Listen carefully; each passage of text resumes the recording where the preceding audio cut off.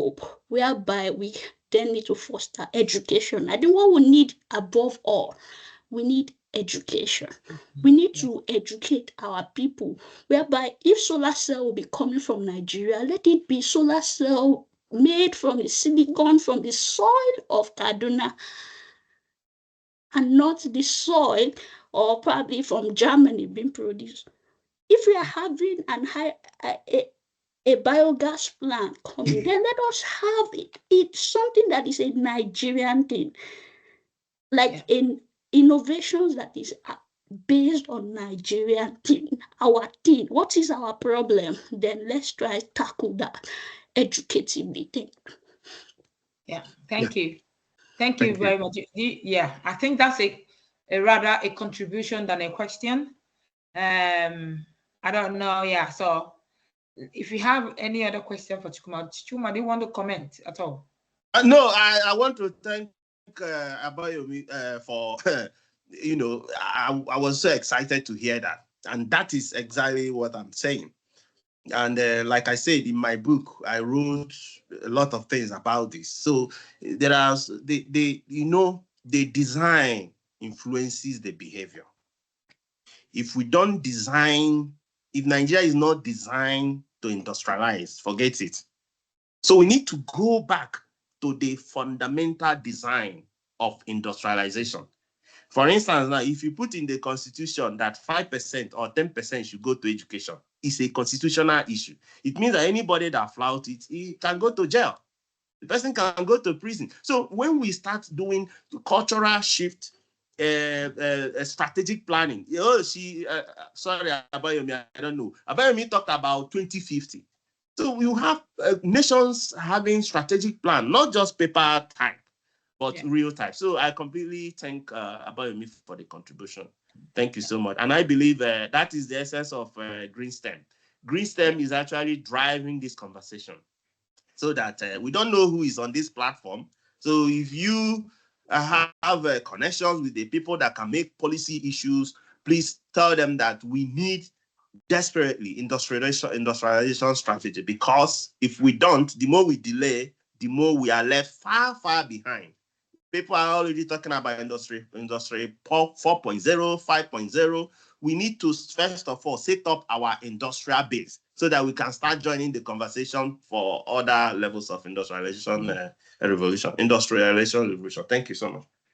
Thank you very much. Thank you very much. Once again, thank you, Abayomi, and thank you, Dr. Chukwuma, for that great presentation that has ignited that passion and explanation from Abayomi.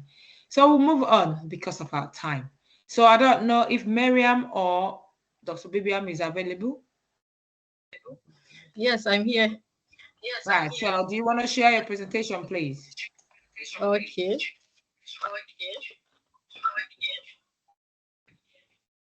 Okay, so what will happen is one device needs to be muted, or else it will keep echoing.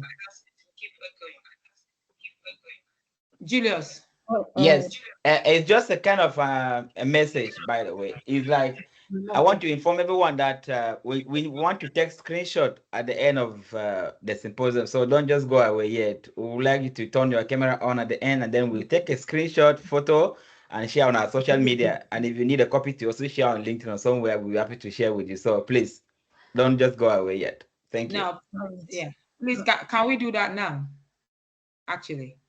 Could you stop sharing for 1 minute? Can we do that now? Okay. Before we just proceed. So if you stop sharing, please.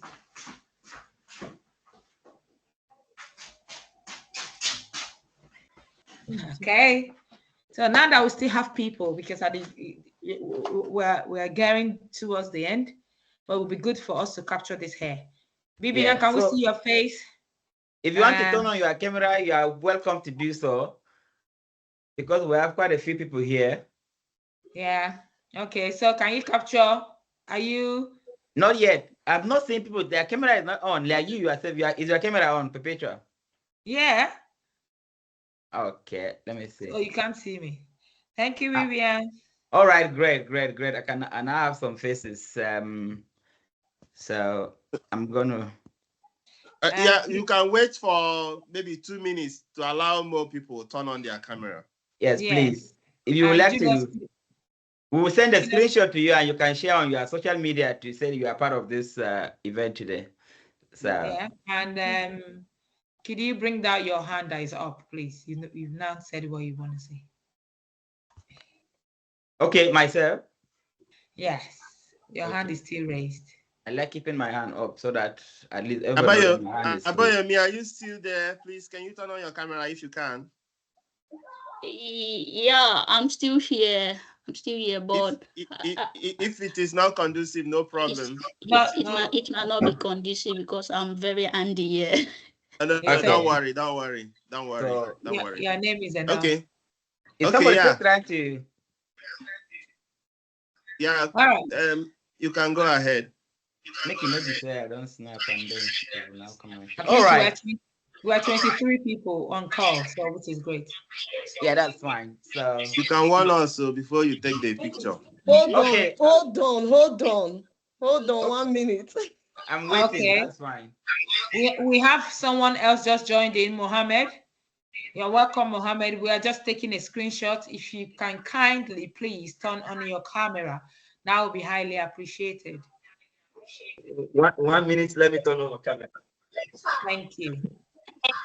Oh, yeah, Yes.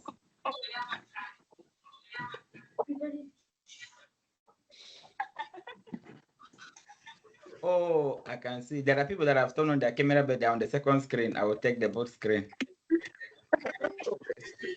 Are we ready?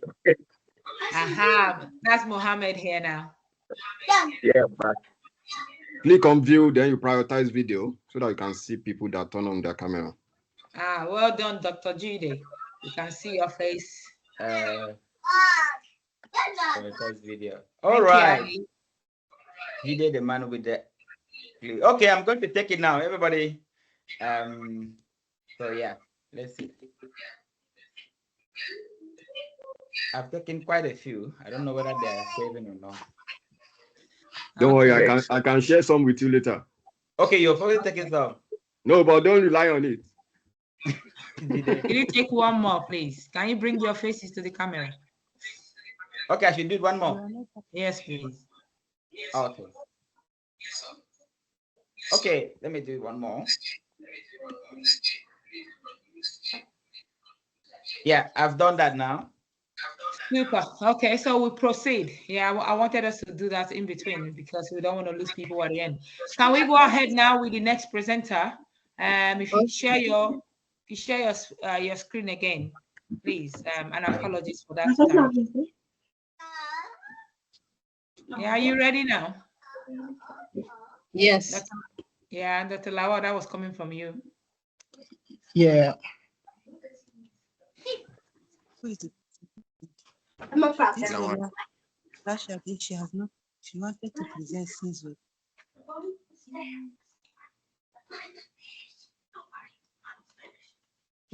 This is how everybody's. We will be seeing it. Okay, so our presenter is Miriam. Yeah, so Miriam Mohammed will be speaking to us on tax knowledge and compliance attitude of KANU, business women in small business enterprise, Northwest Nigeria. Over to you, Miriam. So you have 12 minutes of presentation and 3 minutes of question and answer. All right, thank you. Good afternoon, everyone. My name is Mariam. I will be presenting on tax knowledge and compliance attitude of business women in Kano, Northwest Nigeria. Okay. Welcome to my presentation. So begin with, we have outline here, introduction, literature review, research questions, objective, and then methodology, results, and conclusions. Okay. All right. The country economy depends heavily on sale of crude oil, price of which often fluctuates globally. So the country now has a policy of shifting its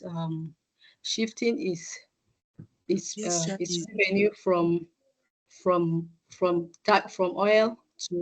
crude oil to taxation. The problem now is compliance. Are businesses ready to comply? Meanwhile, our focus on this research is about small and medium enterprises. So, meanwhile, previous studies found that there is a tax non-compliance among business, which will result to low national revenue for many developing countries. This revenue will, of course, will affect the money the government will have for providing social amenities like schools, hospitals, roads, and what have you. Also, the tax to GDP ratio of Nigeria is very, very low compared to other developing countries. The tax to GDP ratio is the ratio of tax revenue collected to the total amount of goods and services produced within a country. So the tax to GDP ratio is important variable in economic growth and macroeconomic policy of a country. Okay, now we ask why business women. Okay, business women report shows that there is gender differences in tax compliance, that women generally do not want to pay tax, and that they are rigid in terms of compliance to tax. Also, another study shows that women are compliant, that they are willing and happy to pay tax. So therefore, if women contribute, if at all, since women contribute largely to the sector to the business sector, and that the money gotten from the tax will be used to develop the country. So hence there is a need for us to conduct research on this to know specifically if women are complying and if they are not complying, and the reason why they are not complying. So we go to the next slide is literature review. So it has been found that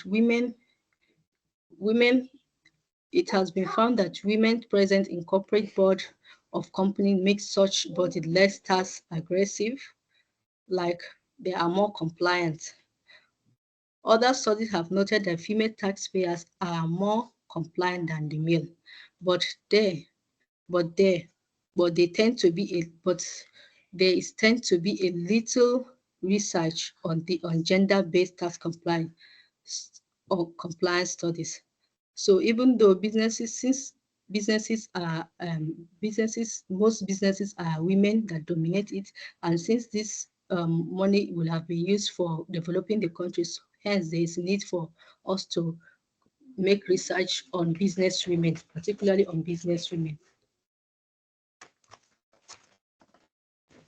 Okay. The next slide is research questions. People can deliberately not want to pay tax. As such, those people are not complying. They are not complying. Whereas there are some that wish to pay tax, but they are not. Whereas there are some people that wish to pay tax, but they are not. They don't know the proper channel to pay the tax because of irregularities and what have you. So in this case, we examine the tax knowledge of business women and also their tax attitude towards tax. Their tax attitude, I mean, the methodology, theoretical framework. The method we use here is qualitative research. Since it is qualitative research, I will be conducting interview. Particularly, I will use semi-structured interview because it allows people to express themselves, and then I will be using semantic analysis to get in-depth knowledge about the respondent. The population of the study is business women, particularly those that have shops, because those people will be, it will be very hard for them to evade tax.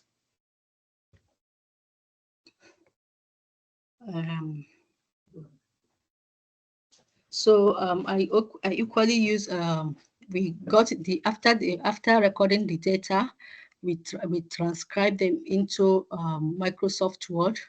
So from there, we import it to a software called Atlas TI, which is used to get the teams needed for this research to be conducted, and then to be able to know what is in their mind. So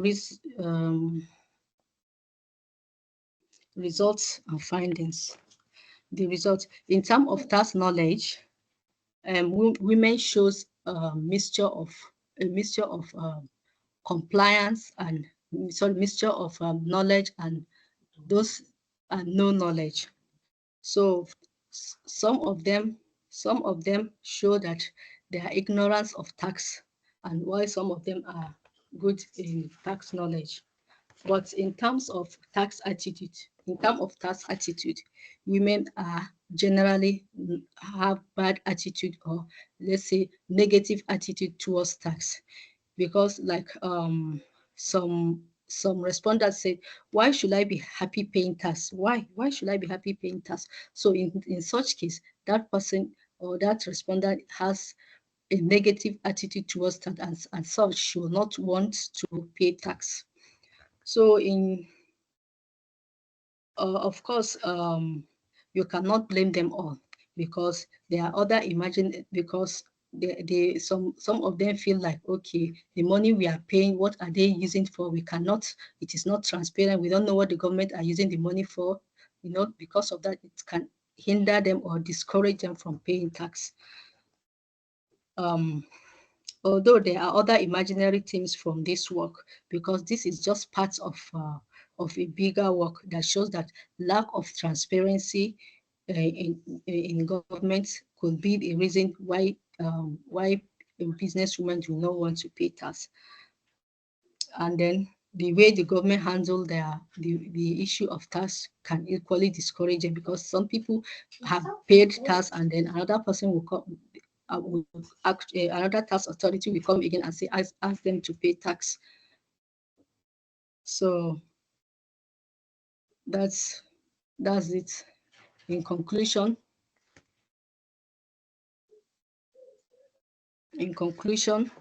I would say that some businesswomen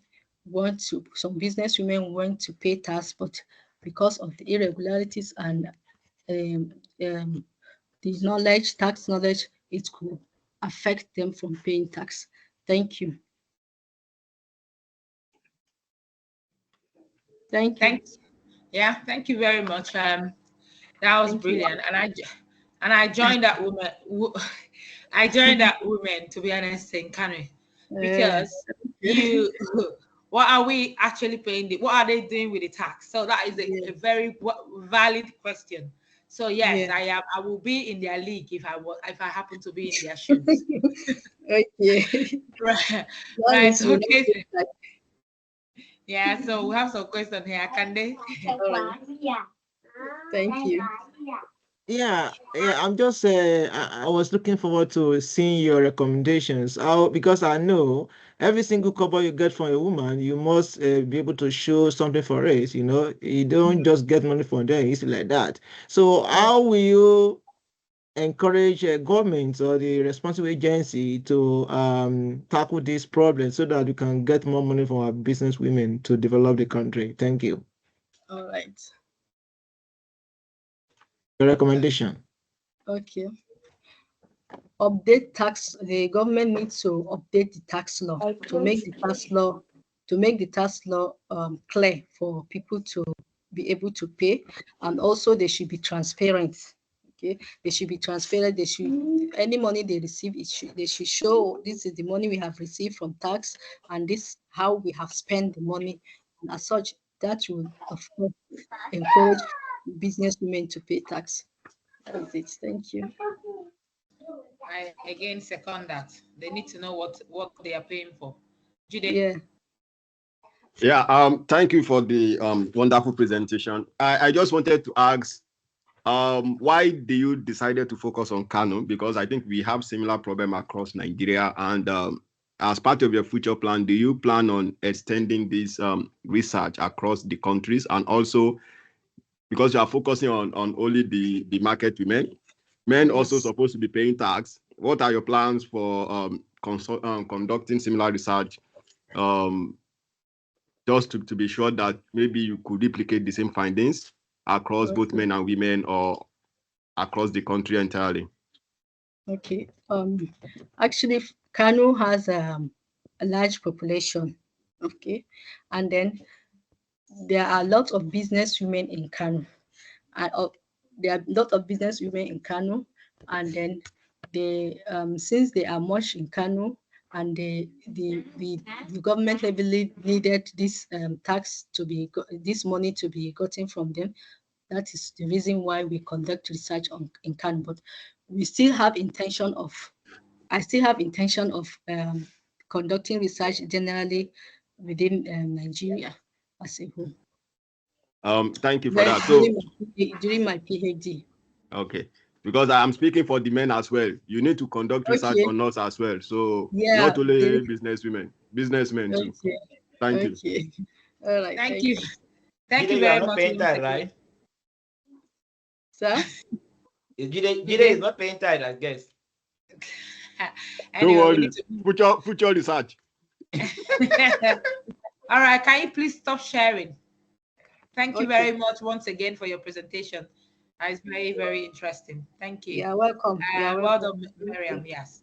Thank you Next, for listening. okay, so we move on to Bibian. So Bibian, are you ready now? Dr. B, are you ready? Right, okay. So while we're waiting for you, we'll have to move on. Our next is Mutari Lawal. So Mutari will be sharing his knowledge on geology of outcropping. Please, can you unmute Dr. Folasha? I'm using her laptop for sharing. I have put these things and she's still on mute. So I don't know how I can share without being able to talk. She can unmute herself, Dr. Bibian. Anybody can unmute themselves. Yeah, you can unmute yourself. So if you click on that's volume, the microphone volume, just click on it and it just unmutes you. Have you done that? Trying to do that.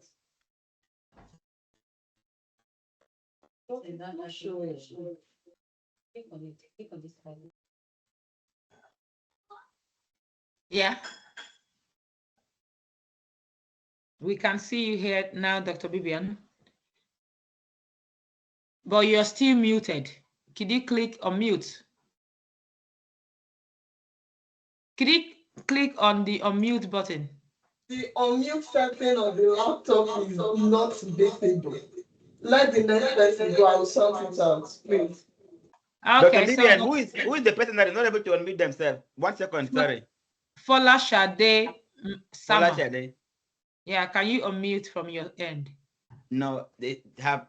She's supposed to be the one to unmute herself. Microsoft have a policy: you cannot unmute somebody; they can only unmute themselves. Yeah. Okay. So you try and sort that out while we move on to Dr. Mutari Lawal. So, Dr. Mutari, could you please share? Dr. Perpetual, I think one of the co-authors will be doing that. I'm not sure. Is she on? Kende, are you there? Today, not today.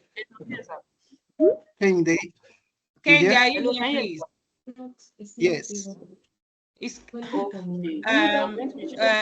Julius, could you mute every other person, please? It's now, I don't like that noise. Thank so can you share? Can you share your slide? On your mandate, we shall stand. I have muted everybody. Unmute yourself too, because I muted plus you. Hello, So don't mute me yet, please. No. Kende, are you there? Yes, I'm here, sir. Can you hear me, sir? Okay. Yeah, can you share your slides? All right. Okay, so what we can see is pictures of the screen. Yeah, it's here. All right. You need to expand it, right? It's okay. Okay. All right. So okay, so Kende, over to you. Dr. Julius, please, can you mute everyone that is not presenting? Thank you. Just Kende. So Kende, please, over to you. You have I've muted everyone. You said that so. So kind of present. You have 12 minutes to present and 3 minutes for questions. Thank you.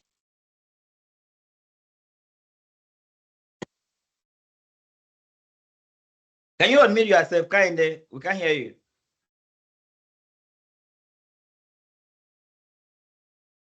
Oh. Can you hear me now? Yes, we can hear you now. So go back to your slide because now you're sharing. Yes, that's it. All right. Thank you, sir. So I'm presenting on the geology of crystalline rocks of carbon, Kano, northwestern Nigeria, insights into its mineralization trend. And here is the presentation outline running from the introduction, geological setting, objectives down to the conclusion. Okay, Nigeria is believed to be situated in the Mobile zone, which is separating the older practice of West Africa and Gabon. And it is actually underlain by nearly equal proportions of sedimentary and crystalline rocks. And by sedimentary, we mean the sedimentary basins of Nigeria. And by the crystalline rocks, we mean the basement complex portion. And these rocks actually divide Nigeria into the north and south geologically. But our focus is going to be on the northern basement complex, which is outcropping in Kano State, Nigeria. And the map that we have here is after Akinola et al. 2022, and we can see the green dotted line is showing the Nigeria border, and just within it we have the green color representing the sedimentary basins, and the red color representing the basement complex portion of the country. So Kano is actually attractive for many reasons, and a few of them listed there. The first one is it has good outcrops and it is relatively safe for geological mapping. But more importantly, it holds vast solid minerals and mining potential. Two examples are tantalite, tourmaline, and granite. And as we all know, tantalite and as well tourmaline are used for jewel. But apart from that, there is actually complexity in the geology and geochronology of the outcrops in Kano State, according to Makori, 1971 and 1989. Okay, so this map is showing the location and geological map of the study area. And there are actually 4 major geological groups in Nigeria, generally talking about the basement complex portion. The first one is the ancient metasedimentary rocks and gneissic rocks that are believed to be Birimian or older, and these are generally collectively called the migmatite gneiss complex. We also have the younger metasediments for the supercrustal rocks, which are mostly schist and generally called the schist beds. They are low-grade metamorphic rocks. Some of them are micaceous and Hall-pressed schist. We also have quartzites in them and calcilicate rocks, mostly of quartz and feldspar. We also have some basic, intermediate, and acidic plutons or plutonic rocks, which are tagged the older granites of Nigeria. The ability to have actually intruded the earlier rocks, which means that the earlier rocks must be older than the rocks tagged the older granites for them to have intruded. Then we have the youngest rock, which are generally called the younger granites. They are believed to have intruded the older granites, and this occurred during the pyrogenic uplifts that was subsequent to the Pan-African orogeny, and most of these rocks are actually outcropping in just Nigeria. But our attention is going to be on carbon, that is in Kano State. And geologically, carbon actually has 3 rock types or 3 lithologies: the migmatite gneiss and the infolded schist, and as well the Buddha granite. That's according to Makori, 1986. So erosion is actually postulated to have affected much of Nigeria during the early Paleozoic and late Mesozoic times, which has led to the removal of much of this of the rock of these 8 brackets. And this is not only in Nigeria; it is reaching as far as Ghana, and this has led to the facing of actually most of the outcrops, which is why the study was actually conducted in order to actually have a preliminary high-resolution mapping of the area in order to provide new insight into the geology and mineralization trend in the area. So the objective is basically to describe the geology, and by describing the geology, we're looking into lithology, so the rock types, and as well the composition, the associated structures, feed relationships of the rock, and more importantly, to map out the mineralization trend in this rock. And it is believed that this approach is actually going to generate data or significant data for guiding mineral exploration and making sound decision when it comes to investing in mineral resources in Kano State. Okay, so the data set basically the outcrop, or the outcropping rocks in Kabo, and most of the locations are Gata, Ngwarimi, and Durum localities. And these are the major data sets that were used, and the method employed was field mapping using traversing. And we also used thin section petrography to actually support most of the major findings in order to actually portray the points. So from the first location at Rimingata, 3 rock types were actually recognized. The first one is the migmatite gneiss complex. The schist, though it is not in this figure, and the granitized migmatite bodies. These gneiss are actually light gray rocks. The trend mainly in northwestern to southeastern direction, and most of them are actually containing medium-grade crystals with thin pegmatite dikes. And by dikes, it means that these veins, because if it is thin, then it has to be a vein, is cutting across these gneisses. And this trend is actually in the direction of the granitized pegmatite in the region. We also have the granitized pegmatite and gneisses, which are widespread. The ground mass is actually black to white colored biotite, and it actually have a porphyroblastic texture, of which, as I mentioned, the ground mass is the biotite rich body, while we have porphyroclasts of quartz and feldspar, which are actually embedded in the biotite ground mass. And we can see that in these figures. The first figure is showing the cross-cutting joint and fractures on the rock, and the second figure here is showing the granitized porphyroblastic pegmatite. You can see the larger prismatic crystals of quartz and feldspar, and you can actually see some nice banding on the figure. And these prismatic crystals are actually evidences of the porphyroblastic texture that was earlier mentioned. And then the second location was the Gata, where the major lithology there is the migmatite gneiss complex. These migmatite gneisses are actually granitized, and they have widespread black to white biotite rich porphyroblastic granite bodies. And they tend to have rod-like to prismatic crystals. And by prismatic, we mean that the crystal faces are parallel to the crystallographic axis in nature. And these prismatic crystals are composed majorly of quartz and feldspar, and they are also embedded in biotite, which is the ground mass. You should note that this is the granite component. So we have some gneisses within it, as shown in the picture. You can see the fine-grained banded gneisses, which are also within the porphyroblastic granitized bodies. So some of these porphyroblastic bodies are actually cross-cut by thin veins of pegmatite. If they are cross-cut by thin, that means it's more like a dike structure, and this is trending in the northeastern direction, and it has significant anomaly mineralization. And these rocks are also actually affected by the southeastern by joint sets, which are systematic joints that has regular spacing, which this also is also believed to have partly affected other rock types in the region. The prismatic crystal groups are actually pinkish to colorless, and they have no preferred orientation. That means they cannot be actually tapped to align in the particular direction, because they have no preferred orientation, but they have inclusions of dark minerals within them. So the dark band of the mineral, that is the biotite, which we mentioned, they are generally aligned in the northeastern direction. So in the figure here, we can see the fine-grained banded space embedded between the porphyroblastic granitized gneiss. And this petrographic photo showing the possible nice. We can see in the purple circle showing possible banded nights, and you can see the F is representing first part and the Q is representing cause, just to buttress the points that were made on the feed. Then at Ungwa, 2 minutes more. You have 2 minutes more, please. all right. Then in Ungwarimi, we have the megaceous quartzite schist and the granitite migmatite.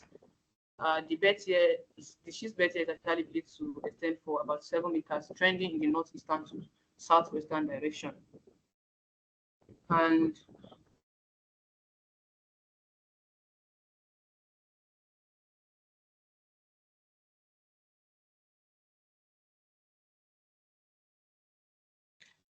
Are you still there, Kendi? I think you froze. Right. Okay. Dr. Lawa, do you want to finish up or? He comes back on. Okay, I think based on what she's putting up here. trends along 8 to 10 degrees northeast to southwest, as mentioned.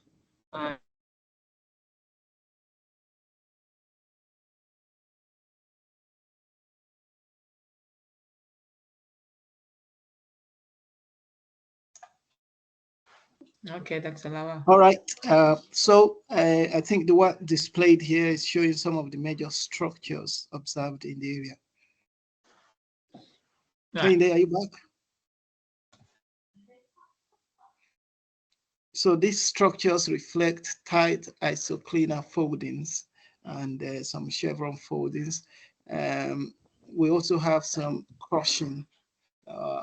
So these are indicative of transcurrent fault systems and dynamic metamorphism. Kehinde, are you back? Yes, sir. All right, continue. Continue from the chevron fold. Yeah, you have only just 1 minute, please. Okay, can you share instead of because we can't see, we can only see blank screen. Right. Okay, we have to move on now. Right. Okay. Could If anybody have questions, then yeah, you can you ask. just share the screen of the slide of the conclusion. Yes, we can hear you. Can you just share the slide of the conclusion, please? All right. All right. The 3 major rock types exposed are the Boas going nicely with near horizontal trend, mainly in the northwestern to southeastern direction, and we also saw the schist best and the plastic magnetite gneiss that has rod-like to and northwestern to southeastern trending porphyro class of majorly quartz and feldspar, which are actually embedded in the fine-grained diorite or unblended landmass. And the structures in the major locations include tight isoclinar folding and fractures. And evidence actually points to the fact that the plastic granitite bodies overlies the pegmatite gneisses. And it also shows that the rod-like and prismatic porphyro class are aligned in the northeastern to southwestern direction. There are actually indications that these pegmatites are replacement, and the followed granitic inclusion, which is further followed by the metamorphism, which resulted in partial melting, crystal growth, and realignment. So the networking of these fractures suggests stress which affected whole area and whole rock type system. And these conclusions are consistent with the study of Boeing 1971 IP. Can you hear me? What suggests episodes of dynamic metamorphism and deformation. Thank you for listening. Thank you very much, Kehinde. Sorry. Thank you for making it to the last slide, despite the internet glitches. Right. Do we have any question? We'll have Wahid. Just we'll have just 1 minute for question. We're running out of time. Yeah. Okay. Thank you for giving me the point again. I think you showed some nice structures, and I have curiosity to know the impact those structures play in demineralization in the area. You mentioned tourmaline, and I expect that this kind of research should align with the trend in the global energy industry in terms of looking for critical minerals in basement rocks. So can you please respond to that? Thank you. All right, thank you, sir. Uh, yes, I mentioned tourmaline, and actually tourmaline has significant uses in the industry. Basically, we know that tourmaline has piezoelectric properties, and by this, it means it can be employed in pressure devices, which can actually help in generating good and reliable electricity. That's just one of the major uses of tourmaline and how it can be applied in actually getting more sustainable energy. And secondly, so I didn't get the first question, sir. I think I answered the second question. That's fine. Just continue. Yeah, that's fine. You didn't get his first question? Yes, sir. Yeah, I'm talking about the structures. You showed us some joints, folds, and all that. So, in All right. your own findings, what impact have they played in the mineralization in the area? All right, sir. Actually, one of the major structures that played a significant impact is the veins. And veins tend to actually intrude planes of weaknesses like joints and faults. And most of these veins are fault veins or pegmatite veins, which are actually the host for this tourmaline. So the veins are actually served as the host for the tourmaline, which is the major mineral that's being mined in this area. Thank you, sir. Right. Okay, thank you very much, Kende, once again. Thank you for the All right, Doctor, wonderful. permit me to share 30 seconds message about Kinde. Kinde is a woman, and we have had a number of great women spoke at this symposium. So she has excellent scholarly attributes. She's a first-class geology student, and she has dream to pursue career uh, further in geosciences. So she's open to support and any linkages that can come her way. Thank you for listening. Okay, thank you very much. Okay, so colleagues, you heard that. If you have any connection, interested, any collaboration in any form with geology, please reach out to Kind. Right, so we proceed now. Dr. Bibian, are you ready? Yes, please. Can you hear Okay. me? Yes, we can hear you. Could you please share your screen, please?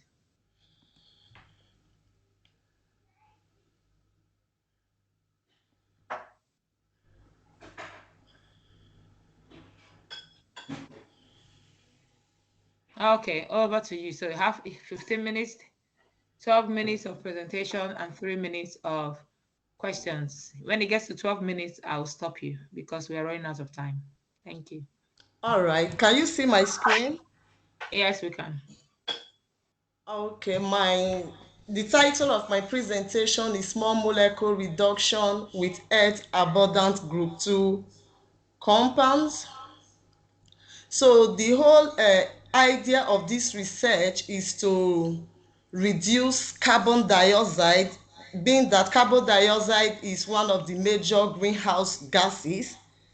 So we are trying to provide or to invent ways on how to reduce this carbon dioxide into useful chemicals.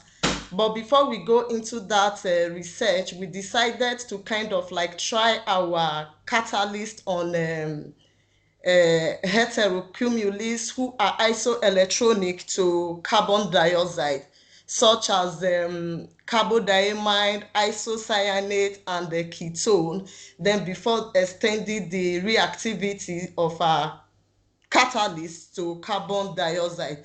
So on this slide is the previous work that have been done on carbon dioxide and yeah, on heterocumulate, carbodiamide, and isocyanate.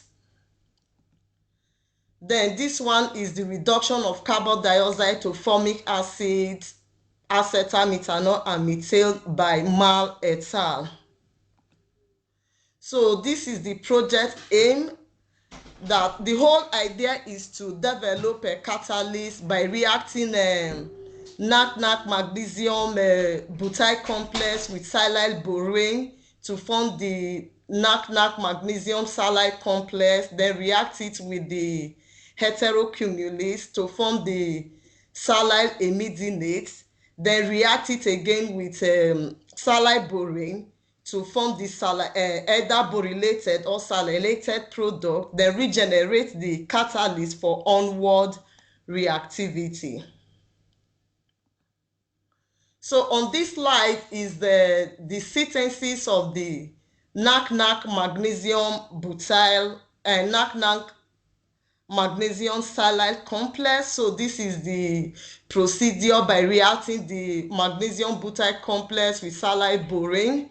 This is the silyl borane, then the intermediate products to the formation of the NAC magnesium silyl complex, and the butyl bipene as a byproduct. So this is the NMRO result of the synthesis. So on this slide is the reaction of our magnesium butyl and magnesium silyl complex with carbodiamine. So we decided to choose the varieties of carbodiamide. We chose the alkyl carbodiamide, that is isopropyl carbodiamide, third butyl, and the dicyclohexyl carbodiamide as our alkyl carbodiamide due to their stability and steric constituents. Then we chose a dipyritolite carbodiamide as our aryl carbodiamide due to its distinguished methyl resonance.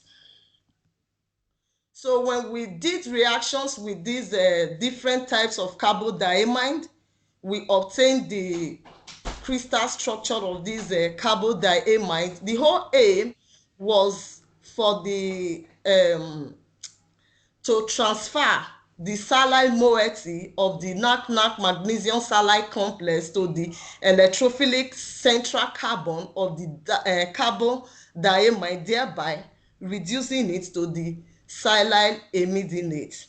So with the alkyl carbodiamide, we were able to obtain the crystal structure of this compound, and it came out as proposed. So when we tried reaction with the paratolar carbodiamide, the first reaction we tried followed the same analog of the previous alkyl carbodiamide, but from the NMRO result, we realized that there was a little bit of unidentified product in the reaction mixture. So we decided to increase the concentration of the dipyratolar carbodiamide by using two pitolar carbodiamide. So with this reaction, we were able to isolate this compound with two insertion of the paratolar carbodiamide, and with one of the pitolar carbodiamide attacking the central methane carbon of the NAC ligand, then forming a tripodal ligand. So this is the crystal structure we obtained for that reaction. Then to inquire more into the reactivity of this paratolar carbodiamide, we decided to try the pitolar carbodiamide with the isopropyl silyl imidinate by reacting it with three paratolar carbodiamide, and we also receive a compound similar to the previous compound with one of the paratolar carbodiamide attacking the NAC methane carbon, and also forming the same similar crystal structure but with 3 insertion of paratoluene carbodiamide into the isopropyl silyl imidinate. So this is the crystal structure from that reaction. So we decided not to to try further about the reactivity of that particular compound. So to be able to close the catalytic loop, so we try to react the silyl imidinate with silyl borane to see if we can form the borylated or silylated product, then regenerate the starting catalyst, then for onward reactivity. If you look at the catalytic loop, this is the silyl borane, this is the silyl imidinate, then react it with silyl borane. We are expecting this particular structure to regenerate this starting material, then react it again with carbodiamide. So unfortunately, we were not able to achieve that. We also tried with pinnacle borane and phenylsilane, but the reaction was unsuccessful due to the bulky nature of the silyl imidinate complex. So we decided to move the reactivity to isocyanate, and the whole idea was see if the same magnesium silyl ligand will be able to deoxygenate the isocyanate to form the siloxide and isonitrile. So we tried with deep isocyanate, third butyl isocyanate, isopropyl isocyanate, phenyl isocyanate. So with deep isocyanate and third butyl, we got the expected siloxide and the isonitrile complex. Then with cyclohexyl isocyanate, we experienced a different reactivity. So in the reaction mixture, we observed 2 compounds via NMR, 85%, the other one was 15%. But we were able to isolate the 85%. Unfortunately, we were not able to isolate the other complex. If you look at the 85%, the dominant product, you could see also that it followed the same sequence as producing the siloxide and the isonitrile. So this is the crystal structure we were able to obtain.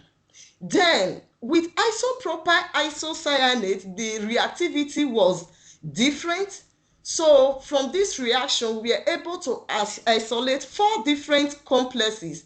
First was the insertion of just, the first crystal structure we obtained was the isonitrile inserting into the magnesium silyl complex.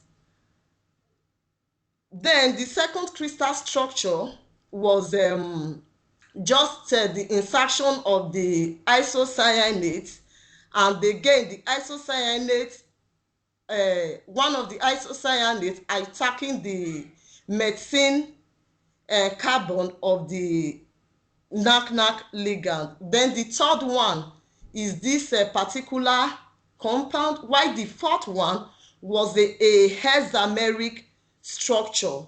So with this hexameric structure, what we obtained was part of it was the siloxide and the isonitrile, while a part of it was the silyl imidinate structure that we were aiming at, just the same sequence we observed with the carbodiamide. You have 5 So minutes, please. with that, we also decided to try to extend the reactivity to carbon dioxide. When we tried reaction with carbon dioxide, we observed free NAC, that is the ligand at this the downfield. So which we concluded that the CO2 was wet. That was why the ligand was being free from the entire complex, and we also obtained different products that we could not really identify because we could not ascertain, we could not obtain the crystal structure of that complex. But because of lack of time, this is the carbon NMR of that reaction. But because of lack of time, we extended the reactivity to ketones. So we tried the ligand with. Sorry, Dr. Bibi. Sorry, Dr. Bibi. I mean, you have 5 minutes. I don't know if you got that. Yes. Sorry. Thank you. This is the last one, kind of. Yeah. So with different ketone, benzophenone, 9-fluorenone, then 4-fluorobenzophenone and acetophenone. So we tried reaction with all 4 of them. With benzophenone, we obtained the benzophenone adduct, while with fluorenone, we also obtained the siloxide product, and with 4-fluorobenzophenone, we equally experienced the adduct of that particular ligand, but one of the 4-fluorobenzophenone phenyl, the orthophenyl of one of the ligand was deprotonated by this silyl moiety due to the presence of the fluorine, electron withdrawing fluorine on that particular ring. Then with the acetophenone, we observed deprotonation of one of the CH3 of the acetophenone to form the enolates. So these are some of the crystal structure from that reaction. And so in all, we were able to characterize all the compound with NMRO, single crystallography, and elemental analysis, and we are able to observe the reactivity of our ligand in this with this heterocumulin. So from the first reaction I did, or from this research, I've been able to publish 3 papers, and I also obtained this certificate from the first paper, the reaction with the carbodiamide, and the CAS registry recognized the work and assigned CAS numbers to all compounds from that paper. This is the award certificates, and these are the 3 papers from that research. So in conclusion, I appreciate the HE group that gave me the opportunity to undertake this research, University of Bath and PTDF for their sponsorship. Thank you. Thank you very much, Dr. Bibian. That was very insightful. So we have 2 hands up already. So Julius, 50-second each, please. We're running out of time, real time. Okay. Dr. Bibian, congratulations on your award and work. Very interesting. So yeah, maybe probably myself and a few other people here that are not from the same field as you, or maybe not from technical background. I was wondering, so as a result of your work and the experiment you did and the finding, the PIO calculate NAGNAG, okay, let me not call it, let me if I bite my tongue. Is it going to be used in COVID-19 vaccine, or can you tell us maybe in a layman term where the work will be applied? Thank you. Well, like these compounds are new compounds, so they can be used for synthesis as well. Okay. Yeah, the compound can be used for synthesis, just like you want a particular compound. Presently they are in the market. If you go on some of these companies that sells chemicals, or you type in the CAS numbers, you can actually access these chemicals or these compounds for synthesis. Oh, wow. Amazing. Thank you. Thank you. So I'll move on to Folashade. 20 seconds, please. Okay. Thank you, Dr. Vivian, for the impressive work. You know, from chemistry background, like building up from the last person that asked question on application, you may not, they may not have been in the gotten to industrial applications, but in your little laboratory work, have you applied them in some synthetic work? Maybe activation of small molecules, like you are able to break some little bonds, like hydrogen bonds, like carbon dioxide, or like, so, because if these catalysts are actually active or sensitive towards the activations of small molecules, we can use them in other applications, especially in the industry, where we are interested in a compound and we are trying to, like, okay, change them to a particular compound of interest. So what kind of bond were you able to do, or you plan to do and you were not able to do, that somebody can pick up from that these compounds are active towards? Thank you. Well, from the slide I shared earlier, I shared how we try to kind of like react these compounds with silyl borane, pinaco borane, and phenylsilane to regenerate the catalyst. We could not actually do that because of the bulky nature of these ligands. But we also synthesized the calcium analog of this ligand, and we were able to also use it for carbodiamide and the same small molecules, and we also used it to reduce heterocyclic compounds. So I didn't include the aspect or that aspect on this presentation because it will be too long. So we have applied it. Thank you. You are muted, Dr. Perpetua. Sorry, thank you very much for that question and responsive answer as well. I'm just saying that if you have further questions, can you put it in the chat, and Dr. Bibian will pick it up from there. Could you stop sharing, please, Dr. Bibian? Thank you. And we move on to Lassis. Mr. Lassis, are you here? Yes, sir.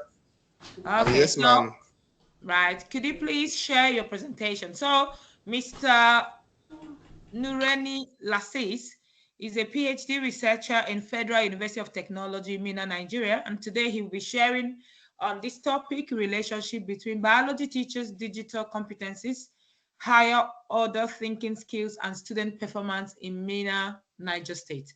Over to you, Lassis. I will give you a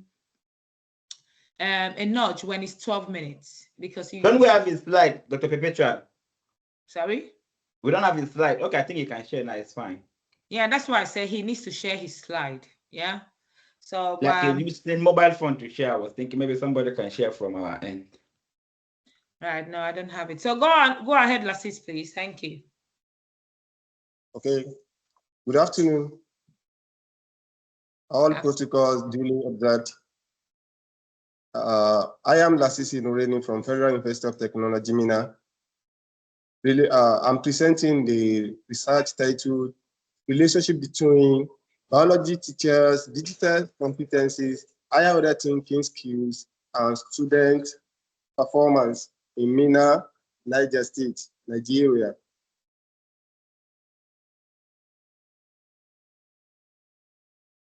Background to the study. We have noticed that technology has permeated all aspects of human endeavor, which require digital competency. Digital competencies refers to the skills, knowledge, and ability required to effectively navigate, utilize, and leverage digital technologies and tools in various contexts, including education, workplace, and daily life. Biology is one of the science subjects that deals with the study of life and structure of living organisms, including both their gross and microscopic structure, physiology, origin and evolution, classification, interrelationship, and distribution. At conceptual thinking, generalization of fact and entail the use of cognitive process. Among the measures of sources in biology include academic performance. Academic performance refers to the measurement of a student's achievement, ability, and outcome in various education contexts. Statement of the problem.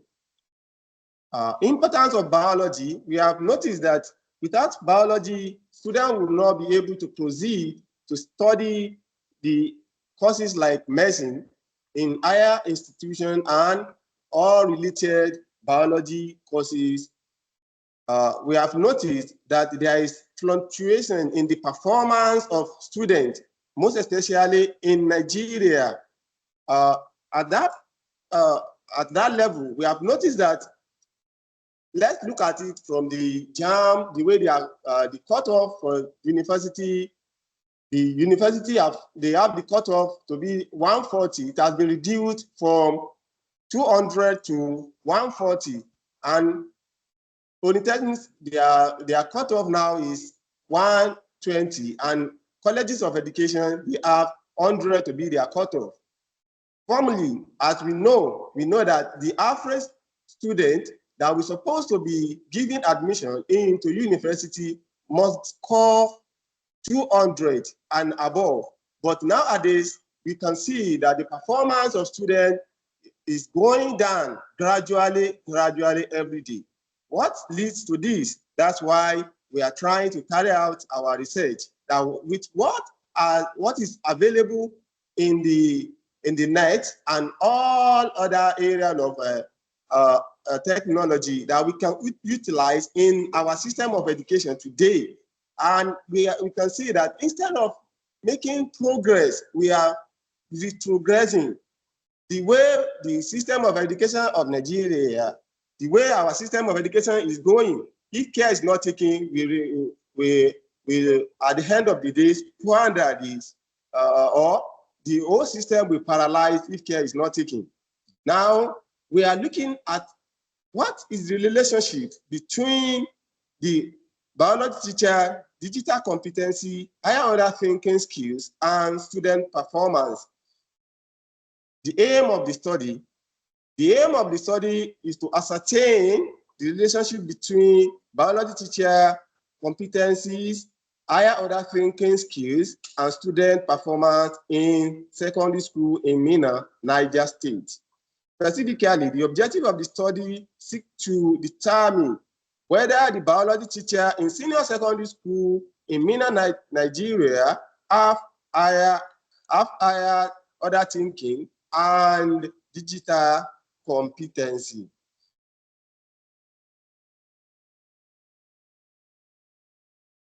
Nevertheless, the research question is specific. We have two research questions also. This research question is being translated to hypothesis. The scope of the study, geographical scope, we have Minna, which is in Niger State, Nigeria. The class scope is SS1, 2, and 3 classes. The subject scope is biology. The variable scope is two independent variables, that is teacher, higher order thinking, digital competency, and we have independent variable, which is academic performance of the student. The time scope, the research take us 7 weeks when we went to field to perform the real field work. The significance of the study, it is expected that outcome of this study will be of importance to the following stakeholders: students, teachers, parents, educational technologies, and curriculum planner. So methodology, under the methodology, we have the research design.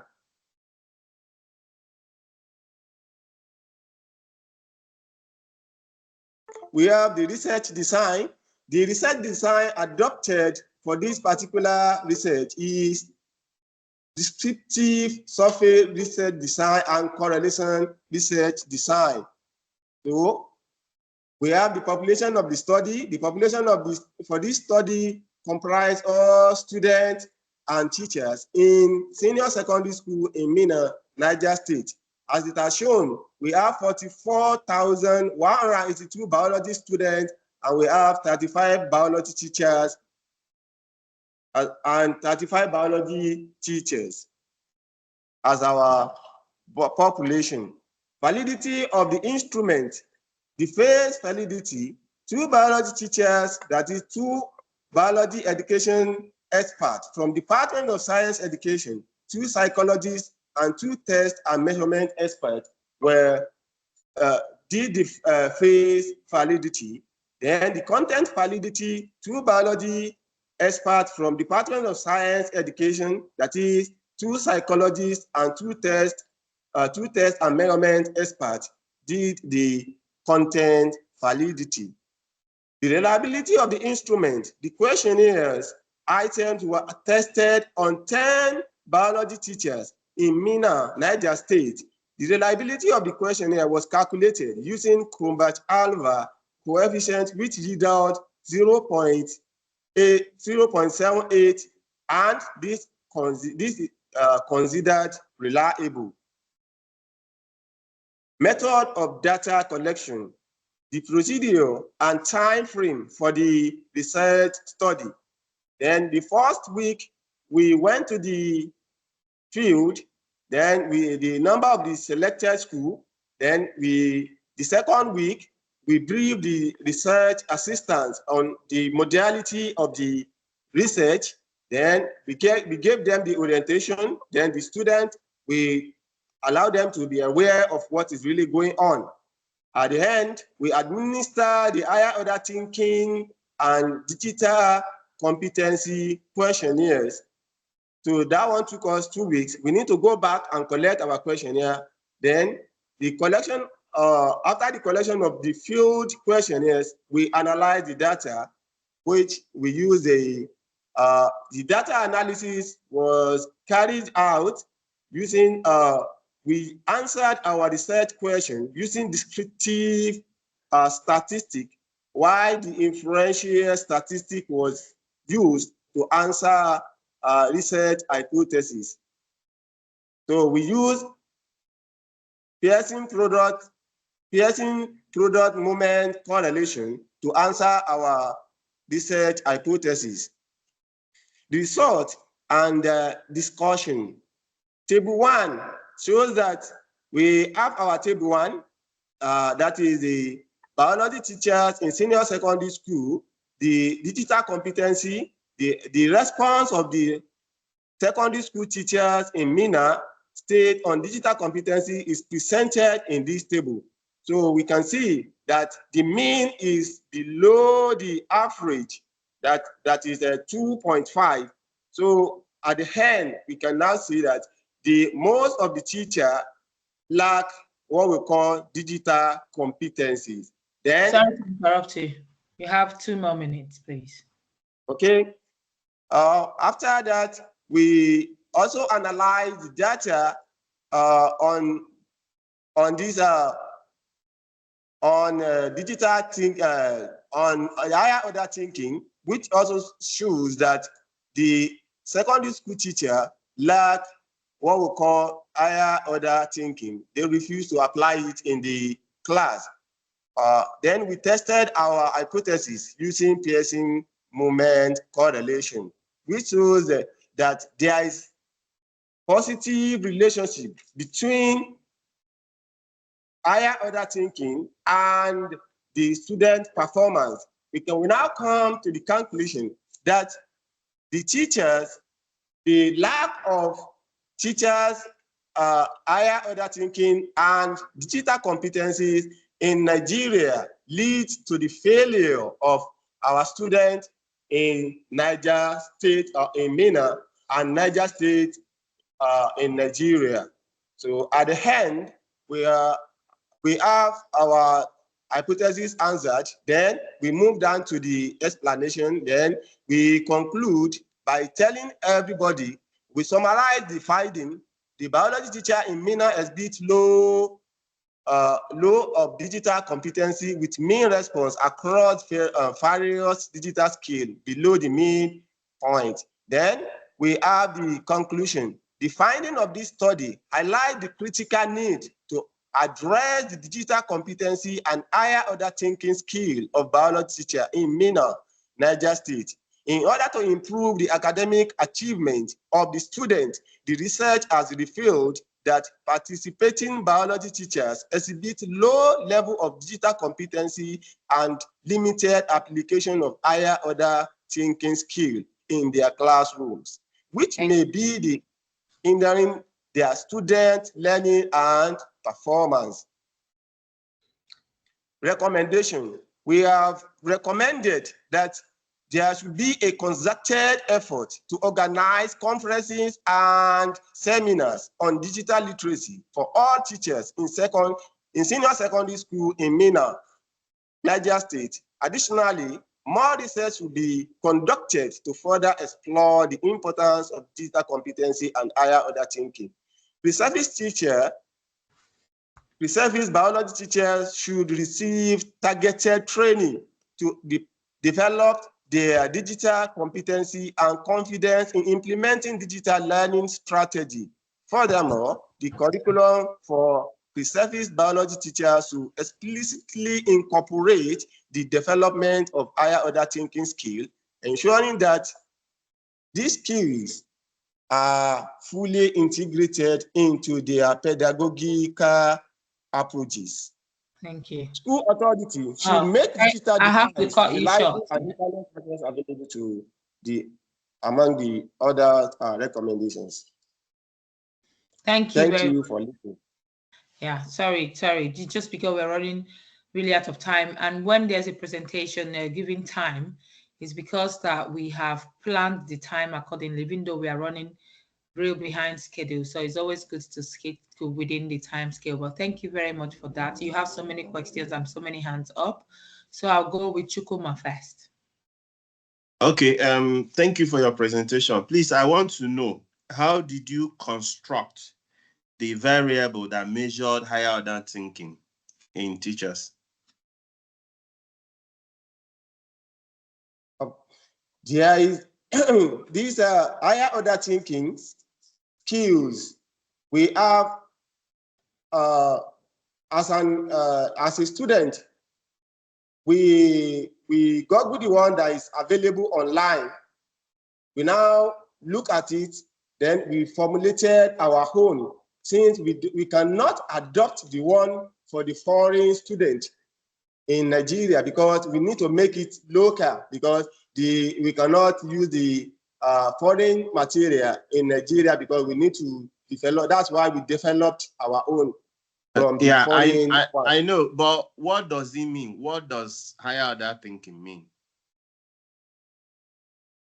Higher order thinking is a concept of education reform based on the learning taxonomy that can be described as the ability to use informed terms to solve the problem, to analyze the problem, the argument, and negotiate issues, and capture all the problem on ground, then create the answer from all available information being gathered. Thank you. Okay. Thank you. Thank you. Just because of our time, I'm sorry, I cannot take any other question. Could you please drop it in the chat? We'll have to move on. So we're moving on to Abubakar Ajayi. Green method for fabricating nanocomposite. Is Abubakar here? While Abubakar is preparing the presentation, can we have more questions from Jide, please? Thank you for giving me this opportunity. So I just wanted to ask, is this work published in any journal or there is a publication online? I mean, the one on the IODA thinking, because I have quite a lot of questions and I might need to just go through the publications to actually understand what has been done. Because as Dr. Chukuma asked, I wanted to understand what factors, what variables do they use to quantify the higher order thinking, and also just if there is any if the publication is available, I can just go through just to save time. Maybe you can share the link in the chat box. Thank you. Okay, thank you. So we'll move on. Okay. Could you respond to the chat, please? Could you put your response in the chat so that every other people can benefit from it as well? And if you have any links, drop it there and we will all go to look at it, because I'm also interested to see how that was designed. Right, so we'll move on to Abubakar Ajayi. Thank you once again for your presentation, and apologies because we're running behind schedule, but it's good that we're having great conversation in this symposium. So Abubakar is here, the Department of Petroleum, University of Technology, Petronas, Malaysia. Over to you. You have 15 minutes, 12 minutes presentation, and 3 minutes questions. Okay, am I visible and audible? Yes. Okay. All protocols duly observed. My name is Abubakar Aji, not Ajay as you pronounce. My name is Abubakar Aji, postgraduate student from Petroleum Engineering, doing PhD in University of Technology, Petronas. And I'm here to make a presentation of research titled Green Methods for Fabricating Silver Zinc Oxide Nanocomposite, a systematic and bibliometric review using the following contents. Introduction, problem statement, objectives, research methodology, results and discussion, limitations, conclusion and references. Now, introduction. Nanoparticle. The term nano is measurements, is a scale that is denoted by 10 raised to the power -9 from our basic chemistry or basic measurements. So any particle at that range is said to be a nanoparticle. Then the combination of 2 or more nanoparticles will give you nanocomposite. Why nanoparticle? The reason why nanoparticles is exceptional and is promising is that it is completely or entirely different from the bulk media, from the bulk particle. Let's say now, if you have a particle and you look at maybe its physical, chemical, and other properties, but if you dig down to nanoscale of that particle, you will end up seeing something interesting or different. For example, when we were young, we have different personalities, we have different habits. But at adult stage, you adopt something which is maybe different from your childhood. So also these nanoparticles, at that nanoparticle scale, they behave somehow differently compared to the bulk material. That's why they are very different and they are very exceptional. Back to industry. Industrial and human activities negatively impact environment and public health. This is very obvious, that need not to be overemphasized. That's why metal oxide nanoparticles, especially the silver zinc oxide, nowadays is gaining more attention because it's biocompatible and eco-friendly, especially the one that is being synthesized using green synthesis. Why? Because it is less toxic and environmentally friendly. This is just an overview. What are the research problems or problem statement? Environmental pollution is everywhere. That's why we have SDG, Sustainable Development Goals, and people are battling about the issue of pollution, looking for a sustainable solution. Most of the industrial means for producing these nanoparticles, not just nanoparticles and other chemicals, are not friendly. They also generate huge amount of pollutants that end up threatening the environment. And they also need high energies. When something is said to be highly energy consuming, that's to tell you that in the process of generating energy to meet up with the needs, you will end up destroying or even harming the environment, because most of the sources of energies might be from non-eco-friendly, especially fossil fuel and the rest. They're also cost-intensive, means they're expensive, and they're also toxic, non-biocompatible. Why green nanoparticles? Research has shown that these particles are promising because they are green sustainable. They are less toxic they are eco-friendly, and they are also biodegradable. Literature has shown that. And if you use green synthetic method and synthesize whatever, you will produce less waste product compared to the conventional or traditional ways of synthesizing chemicals, elements, and nanoparticles. They will produce whatever they want to produce, but they will end up generating huge amount of waste product that will end up in a body of water or even land, harming the microorganisms, human beings, terrestrial and aquatic animals. While green particles are also less toxic from the review, they are less toxic because there are some reviews that the articles that were conducted on the toxicity, even though not most of them, just few, but it has proven that is less toxic. They are also biocompatible. There is also a research that was conducted on especially this silver zinc oxide used as anti-tumor and at the same time as anti-cancer being injected into the body or ingested. That's to tell you they're also biocompatible. Wide application. Nanoparticles have a wider application compared to their counterparts. Last 2 weeks, there was actually I applied for the competition last 3 weeks, but it ended last week. It was called Internal Heat IMEC competition organized by UTP here, and it's reached even up to national level. I emerged as first runner. I got first runner award.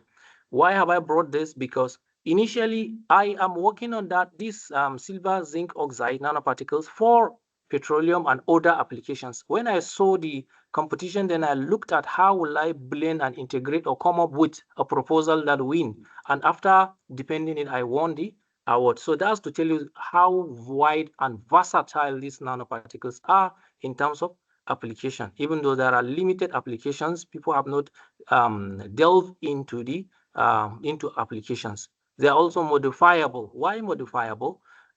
You can play around with the properties of these nanoparticles. For example, now you want to have a nanomaterial that is biodegradable, then look for biodegradable nanoparticle, incorporate it. Maybe you want to have a material that has antimicrobial property, look for nanoparticle that has antimicrobial property, integrate it into your bulk media. So you can play around with the properties and even maybe the application as a whole. Just think about what you want to produce, how you want to produce, then design it, come up with the nanoparticle that you think will meet up with your requirement, apply, then you will see change. But despite all these promising properties and applications, there is a lack of consolidated review in this aspect, especially the green particles related to silver and zinc oxide.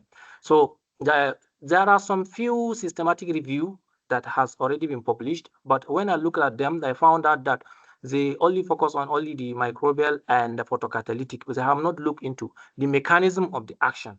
Not just the mechanism of action, they haven't also looked at what is the effect of the plants on the particle size in terms of synthesis, what is the application in other aspects. They haven't delved into that. Less, even that one is less. And I haven't come across any review that talks about bibliometry, or there isn't any bibliometric analysis in this aspect. So this is what confronted me to look into it by coming up with these research objectives to conduct a systematic review on green, silver, zinc oxide, and also to conduct a bibliometric review in that aspect, look for the knowledge gap and propose a future directions. Research method. This is the research step being followed, research design and objectives, data and literature search. After having all the literatures, then study was the study was selected and assessed, synthesis and interpretation of result followed by discussion and conclusion.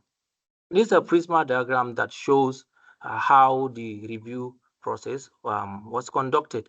23,302 articles were searched, 1,800 from Google Scholar, then 4,500 from Science Direct, 33 PubMed, and 189 from Scopus. But out of all this, 22,700 were screened and were excluded. Why? Because 21,000 were not relevant, highly relevant, and 1,133 were book chapters. We have conferences. We also have other languages written from languages other than English. So at the end, last, we refine, dig down to the bottom of the rock bottom, that we end up with 41 articles. So these 41 articles were included for the studies. Somebody may ask them, why green? What is green synthesis? The green comes from use of the plant, especially the green plants, for the synthesis. After looking at all these articles, we concluded that this is overview of how the synthesis is being done. Have your fresh leaves, then grind it to have the powder. You extract it. After extracting it, then you use any precursor to produce your nanoparticle. Especially in this one, mostly they use silver nitrate and zinc nitrate. So you blend the two with your plant extract. You subject it to magnetic stirring at some certain temperature. You end up having your bio nanocrystal blend. After the filtration and annealing, you have your nanoparticles, followed by characterization and application. Results and discussions. These are the countries from the review. These are the countries with highest number of publication from the review: China, Egypt, down to United States. But India has emerged as the country with the largest number of publication in green synthesis, perhaps because it's a developing country, maybe it's trying to meet up. This is representation of how the nanoparticles looks like in terms of, not, I mean, the picture, but in terms of reference. The largest among them is 125 nanometer, then the smallest was 1 point something. So from the review, it was obvious that plants from Lamiaceae family, they produce very small nanoparticles, while from Fabaceae, they produce small to large, while Moringa family, if you use Moringa family like Moringa oleifera, you will end up having a nanoparticle with moderate size, maybe 73 nanometer. So as for the bibliometry, these were the mostly were the keywords used, and characterization method. For example, nanocomposite is keyword, zinc oxide is also a keyword, synthesis also a keyword. As for the characterization, we have FTIR-SEM. You can also see green synthesis as also a keyword. You can use either of these keywords in your review or in your writing, because the bibliometry has shown that we use voice viewer in coming up with this. We all know what voice viewer is. Limitations of the research. After looking at all these articles, we found that there is less concern about optimization or commercialization. Most of this research are at laboratory scales, so they need to come up with optimization and commercialization. Then incomplete toxicity assessment. Despite the research has shown that the silver zinc oxide is less toxic, but there is need for robust investigation. Out of this 41, 2 to 3 talked about the toxicity, and from the result, it was obvious that it's less toxic, but this is not enough. Limited applications. So far, this particle silver zinc oxide is used for mostly for biomedical application and photocatalysis. So there is need to also explore its aspect in terms of industrial applications such as petroleum industry, telecommunication, so on and so forth. Recyclability too, there is less concern about that. They didn't pay attention much about the recyclability.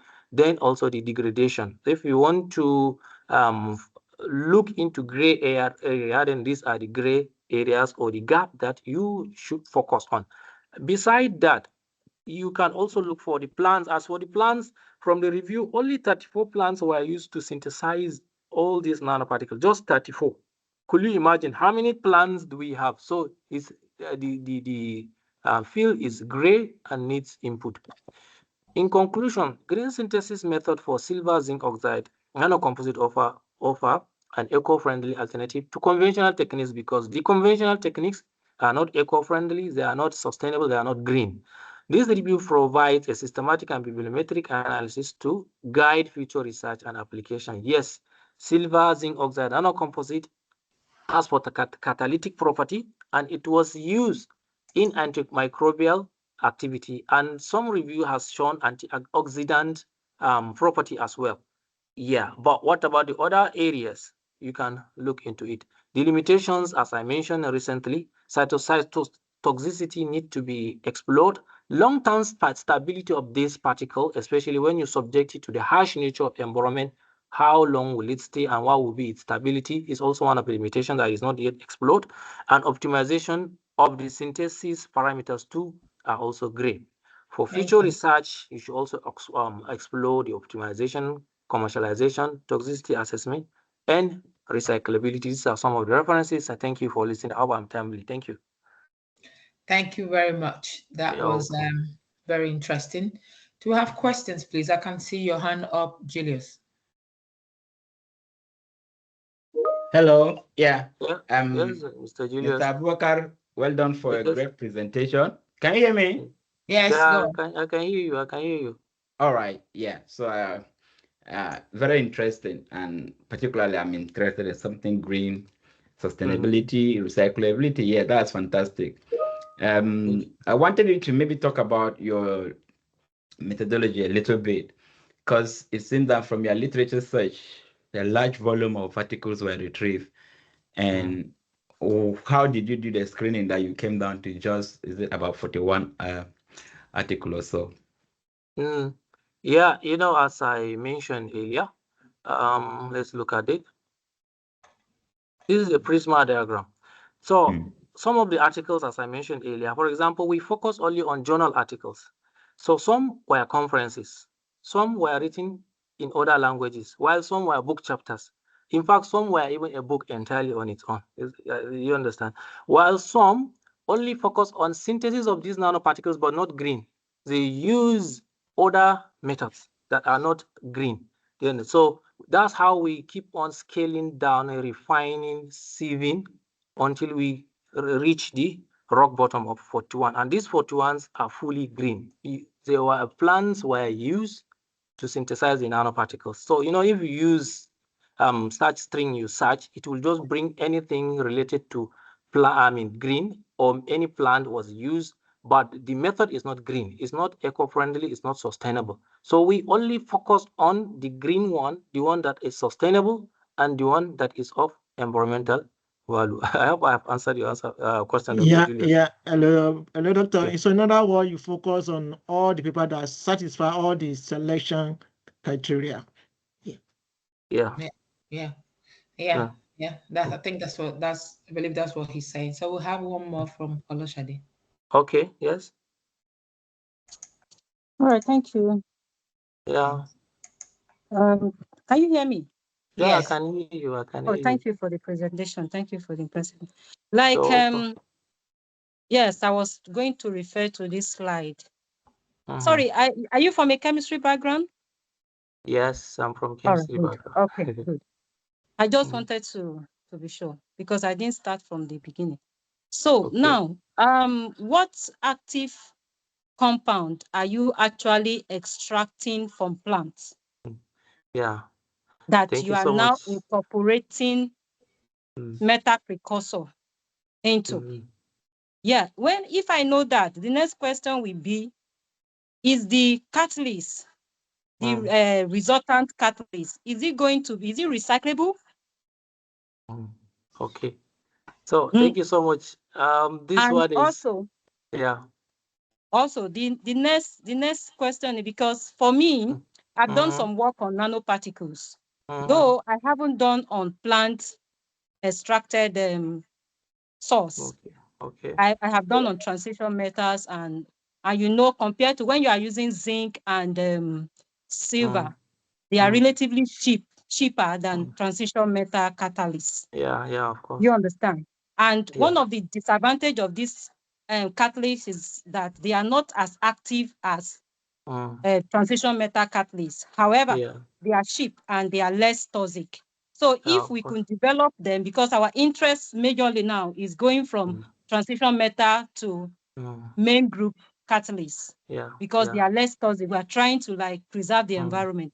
So now, going back to my first question is, what kind of, because as a chemist, I'm not interested in seeing this solution. For somebody from another background, may be very, very impressive, because as a chemist, I'm interested in compounds. What are you extracting? What then I can start thinking, what is going to be the interaction between the green and the blue? What is it going to result to? How am I going to confirm that I've actually made what I am interested in? Okay. I don't know if you get my point. Okay, Your yes. presentation is very, very impressive, but I am speaking, you should understand, I'm Please, can speaking you from a cut off? chemistry background. Let's answer it before the time will. The time, Yeah. I know time is no more on our side. Go That's on. one of the limitations why I haven't looked deep down or deeper into the chemical aspect of it, because it's better to use basic chemistry or layman language for the betterment of others, because I know the platform has people that are not from chemistry. But thank you so much for this wonderful question.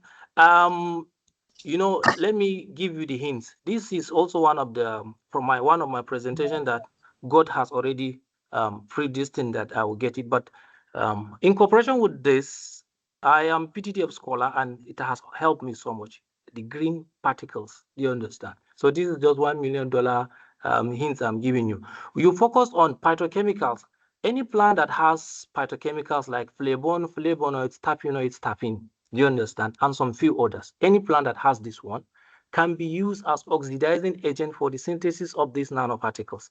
And one beauty of this process, hello, am I audible? Because like, hello? Yes, and you have only one just beautiful less than aspect of this 1 synthesis minute, is please. that the plant itself, these phytochemicals, you understand, I just mentioned, are oxidizing agents, or if you want me to say catalyst, or let me say they are the catalysts that will catalyze the reaction.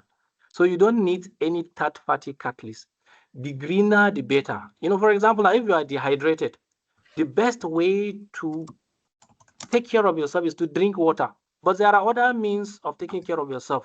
Are they sustainable? They are not sustainable. So this means it's straightforward, cheaper, and eco-friendly. And at the same time, you don't need catalysts, just the plant itself. And these phytochemicals I mentioned, they are the mastermind behind the synthesis of this. I hope I've answered your question, even though I could have gone into the structural aspect and other complex chemistry, but let me limit it to this. Maybe it will benefit others.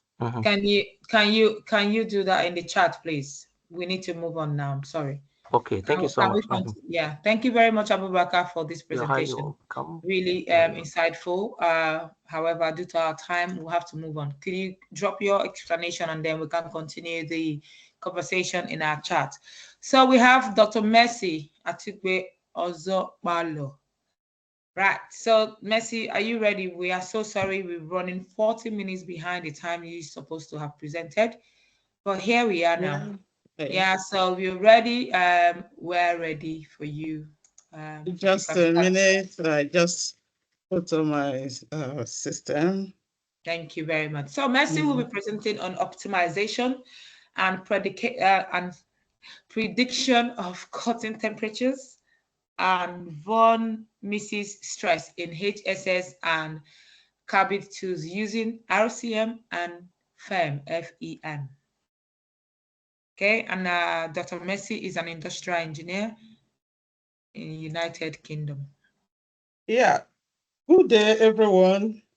It is a great opportunity to be part of this presentation.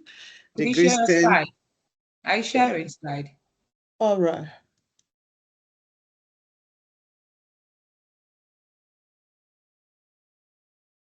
Yeah. Can you hear me? Yeah, we can hear you, but we can't see your slide. Or is it me? Just a minute. Okay. You just click on share. We can see you, but we can't see your presentation. Can you see now? Yes, we can now. Thank you very much, Dr. Mercy. Okay. Yeah. Good day, everyone. Dr. Perpetua, good to see you and every one of us. Thank you very much for this great opportunity. It is a pleasure to be part of this discussion. I want to say a special thanks to some persons that have really done justice to part of my work. The first person, don't worry, I work within the time. The first person is Dr. Ra Pryor. He has done so well as regarding the national economy of a lot of nations and the positive comparison between those nations. He has done so well. Also, Dr. Salusi has also done well by the integration of supply chain management. Dr. Shukuma has also done well by the results and the challenges, and as well as Dr. Bayemi, I think so, I can remember. His contribution was very massive also. And based on that, I really want to talk because my topic will be talking about the preventive measures. I stand to say quickly, because I will try as much as possible, is a very voluminous research work that have been published already, my PhD work. And when I saw this theme, I saw the need why I need to bring it to book because it really supports the sustainability of industrialization in our great country, Nigeria. Now, without missing words, I would say that industrialization is what we need in our nation, Nigeria. We can see the level of poverty that is raging everywhere, home and abroad. And it's so sad to see that the nation Nigeria, with all the intellectual, which I will quickly just do a drawback to what Dr. Shukuma said, that what happened to our creativity, our imaginative skills, and all of those things are still in place. They are still in place. Those things are still in place. The only problem we have is that there are no industries, there are no functional industries to implement what our people have. Nigerians are great people, home and abroad. And it's so sad, like I said, what we face in the diaspora. A lot of Nigerians are not really, they are living below their intellectual. And that is why this topic is very, very timely and must be taken with all seriousness. I want a situation where after our meeting, the outcome of the relevant outcome of this discussion should be taken to the appropriate authority, and they see how they can make a active follow-up to what we have discussed. So my topic will be optimization and prediction of cutting temperature and volumetric stress in high-speed steel and carbide tool using ROSM and finite element method. Now, this is just my brief biography. This is my content of discussion. We can just run through it. We're trying to save time. The abstract, of course, we can take that for our own consumption. The introduction is basically looking at the problem of our country, Nigeria. Honestly, this uncontrollable socioeconomic problem in Nigeria varies. It comes in various forms, in the form of unemployment, urban poverty, and immigration. You see people, we complain, why are people moving from Nigeria?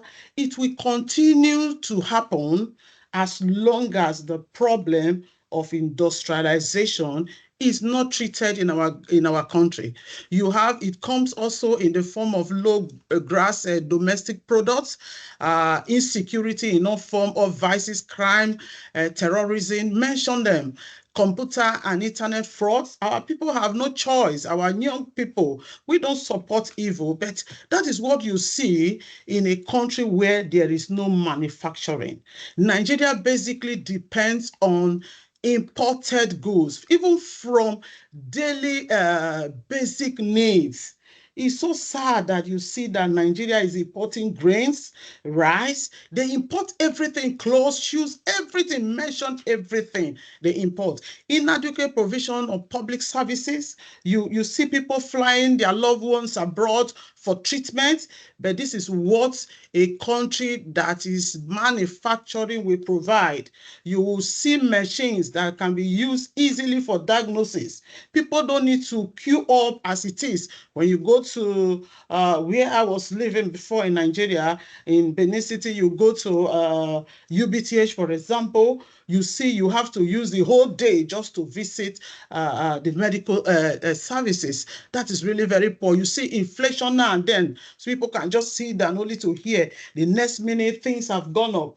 I want to say I've been in UK for some few years now, and if I cite example with the ordinary bread, it has been £1.80 since I came in, and it's still £1.80 to date.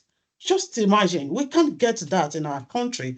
This is what you see when you don't manufacture, in structural gap and all of that. So many of them, the time will fail me to say so much. So the aim is to develop models for the optimization and prediction of cutting tools and deformation stress using RSF and finite element method. And the objectives would be to identify first the problem, which we have seen. What is the problem? Industrialization, lack of industrialization is the problem to the socio-economic problems of Nigeria. It's just for us, and thereafter we select the process parameters. We select the process parameter for this project. We selected the process parameter as the speedo speed.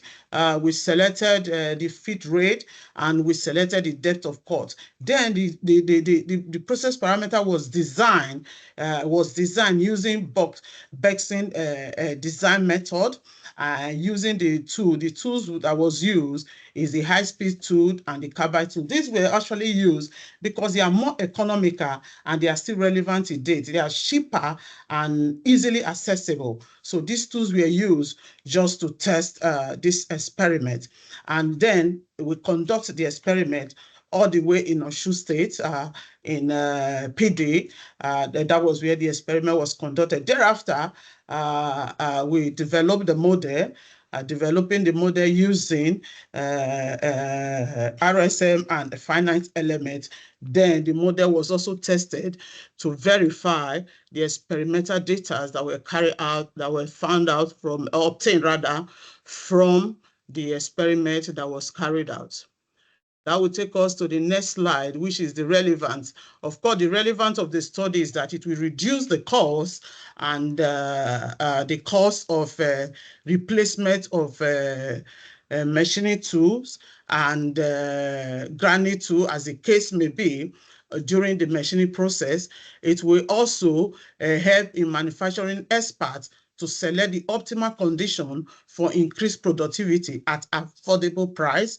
And lastly, there, it will help to solve the socio-economic problem of the country. The next slide is just the statement of the problem. And basically, when we say we want industrialization in our country, Nigeria, everything that has advantage also have a disadvantage. And the disadvantage of industrialization, which is manufacturing, is the fact that there is tendency to have failure of the machining tools. Why? Because the drawback in machining operation, there are three drawbacks majorly, which are heat, temperature, and heat, temperature, and the stress, the deformation stress. These are the drawbacks. And if we must take care of this, because if these are not taken care of, there is every tendency that the machine will pack up, and the operators will go out of their work, which is the same thing as a problem we are facing right now, unemployment. So to avoid that, that is actually the problem. And hence we are using the preventive measure to avert that problem of operation of machining operations. So the background, basically, I personally extended my greetings to these persons I earlier mentioned, the four persons I mentioned, because they did something as related to what I'm talking about at the moment. So they've done so much about the country Nigeria as in dependent on importation. Just to cite an example, because I need to run as fast as possible, just to cite an example, Nigeria has everything that it takes to be the top economic nation, the best economic nation in the world. But today, Nigeria is about the 53 economic nation. This is very sad. It has everything. The intellectual are there. The only thing we don't have is industries to produce this. We have the land, we have the natural resources, and as a matter of fact, these same natural resources, let's take the crude oil, for example, is being imported outside the country. And the refined oil, petroleum, is brought back for our use. This is terrible. It's just like somebody living in water and is dying of starvation. That's the situation with Nigeria. We have everything that it takes. The country is well located, geographically well located, and everything. It's just that we don't have the manufacturing this thing. And there are a lot of problems we don't want to talk. Like I said, home and abroad, our people are suffering in the country where they have gone to take refuge. Yes, it's good. They might be getting the money, but I must tell you, we are seriously in a tight corner. Hence, because there is no place like home, and we need to do everything as possible to repair our own country so that we don't lose our children to the Western world. Also, having done that, in the course of my research work, sorry, a lot of table work might not be displayed because of I had a very tight time yesterday and today, but I had to put them in the form of writing. So bear with me. The result basically, I got a result based on the situation of Nigeria.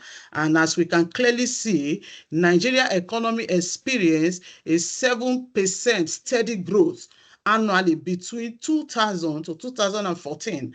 And in 2015 to 2022, the growth began to decline due to monetary and exchange rate policy distortion.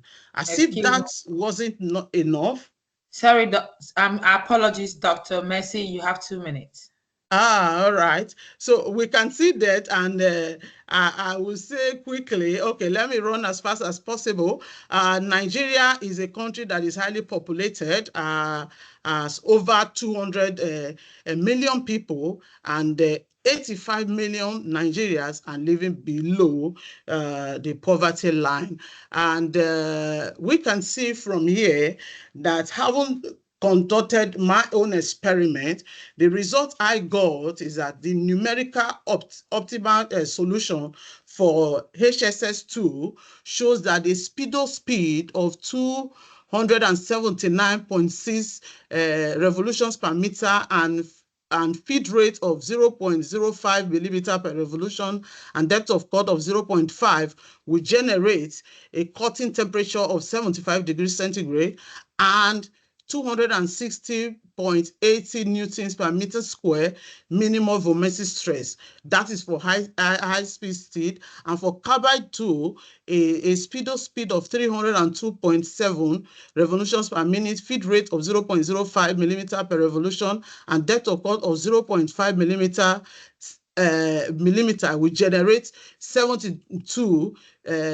mini cutting temperature and a volumetric stress of 190.80 Newton per meter square.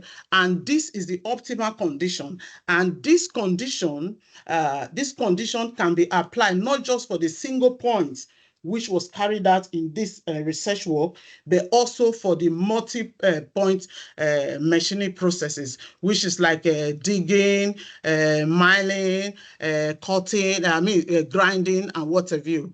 So from what we have seen here, we can see that first and foremost, I will recommend here that let there be a public awareness, which we have just said, that what we need, the best solution is industrialization.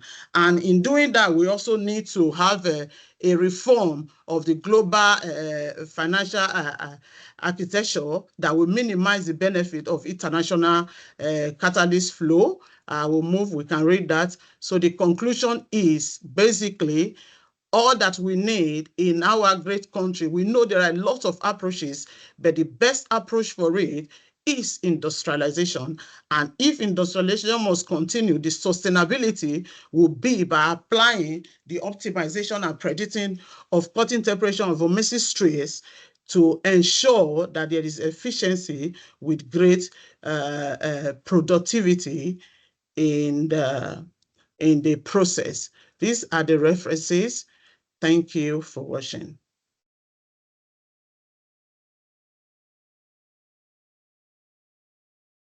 Are you there? I'm here. Thank you very much. Sorry, my mute button wouldn't. Thank you so much for that very interesting, of course, topic and sharing your insights. Can we, Dr. Lawa, your hand has been up for a while. Thank you very much. I just want to thank the last speaker for the passion she demonstrated while discussing the issue, especially the one regarding industrialization. You know, we all now know the problems. Everybody, the one you said about people, migrating is really very important. You know, these Western countries, they take advantage of this. So we really need to put eyes that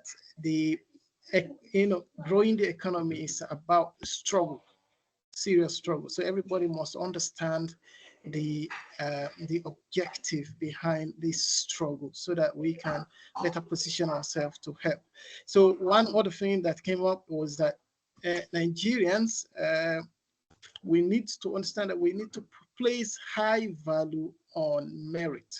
So the standard of education has been compromised a little bit in some cases, and so we need to pay attention to this, because there must be an internal collusion, a colluding officer internally for those poaching guys to take advantage of our situation. So how do you think we can encourage a high moral standard and values in Nigerians so that we can take advantage of our intellectual capacity? Thank you. Yeah, I feel, if I got your question very well, it was quite lengthy, but I feel that what thing we can do, first and foremost, that these people must know that the teachers or the lecturers, as the case may be, that they are held in a high esteem, and they must make sure that their integrity is upheld in terms of the grading of students, their performance. Everything must be thorough and they must be sincere with their grading, as the case may be. That is one thing we need to do. And also we need to build our educational system. Very, very important, because sometimes the people that are really very, very good and sound have no money to go to this school. And that is why it's really a great pain. If you look at the Western world, because this thing can be gotten very, very easy if it's a country that is manufacturing, because they can do as far as in the UK, for example, you see education is free down to the college level. And the college level is like the polytechnic that you have in Nigeria. And even at the college level, a child or whoever the student can conveniently be working and be making good money.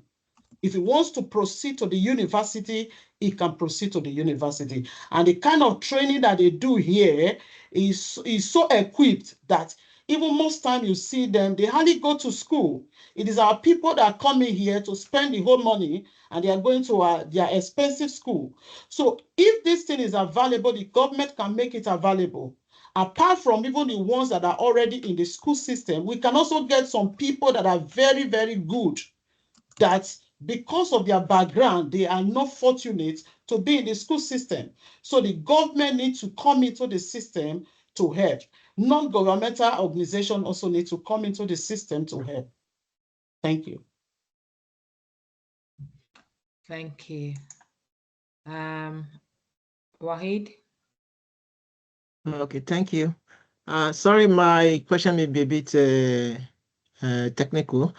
I'm so excited to hear that you use my state of Osun for your part of your experiment, data collection. So my question is, you mentioned something about validating your model. So my part of my question is, how do you calibrate that model? So, but that's number one. Number two, when I saw RSM, I don't actually know what that means, but I'm much Response familiar. surface methodology. Response surface methodology. Oh, okay, thank you. So, but I'm much familiar with finite element modeling. So I'm a bit curious to know whether your model is actually mathematical based, like we say numerical model, or no mathematical. I know you don't have enough time to put the figure as you said. So maybe you'll show us how the model actually look like. It's actually a mathematical based model. Yeah, it is a mathematical based model. I'm so sorry I couldn't really input this because I had to discuss with Shukuma yesterday because of the challenges I was having. So I just hurriedly made my slide this towards in the afternoon. So I'm sorry about that. It's a mathematical model, and the RSM is response surface methodology. It was validated with the experimental data that was gotten from Osun State. So with this value, yes, with this value and the value, because I also use the statistical test for it. And with that value that we got, the p-value, and we're able to pick out this as the optimal condition that will ensure efficiency and high productivity. Okay, so before your validation, how was the model calibrated? I think that was actual question I asked. Using the Bosbecking method is just a design experiment. It was designed, and with that design, it was taken to the laboratory. The process parameters were in ranges. Like the speed, for example, was between 200 and 600, and the depth of core was between 1.5 and 0.05, and while the feed rate was between 0.01 to 0.05. Fantastic, thank you. Thank you. Yeah. Thank you very much, Mercy. Dr. Mercy, once again for coming on board. Julius, while the next speaker is getting ready, can we hear from Julius? Miriam Mohammed? Hello, yeah, my own is not a question this moment. I just wanted to remind everyone that there's a link in the chat for them to leave us a feedback in case the people that want to leave early. There's a link in the chat to leave us a kind feedback. Thank you. And also, I would want to say, while we wait for Miriam Mohammed to be ready, that the Spotlight Award will be communicated to the winner within a week, because right now we are still in the process of collating scores from the presenters, and we will communicate next week to the winner, and the 100,000 will be sent to the winner. Okay, so Mercy. Okay, Dr. Perpetua, I think the person who will be presenting in place of Mariam is Farid. Farid, are you there? Farid.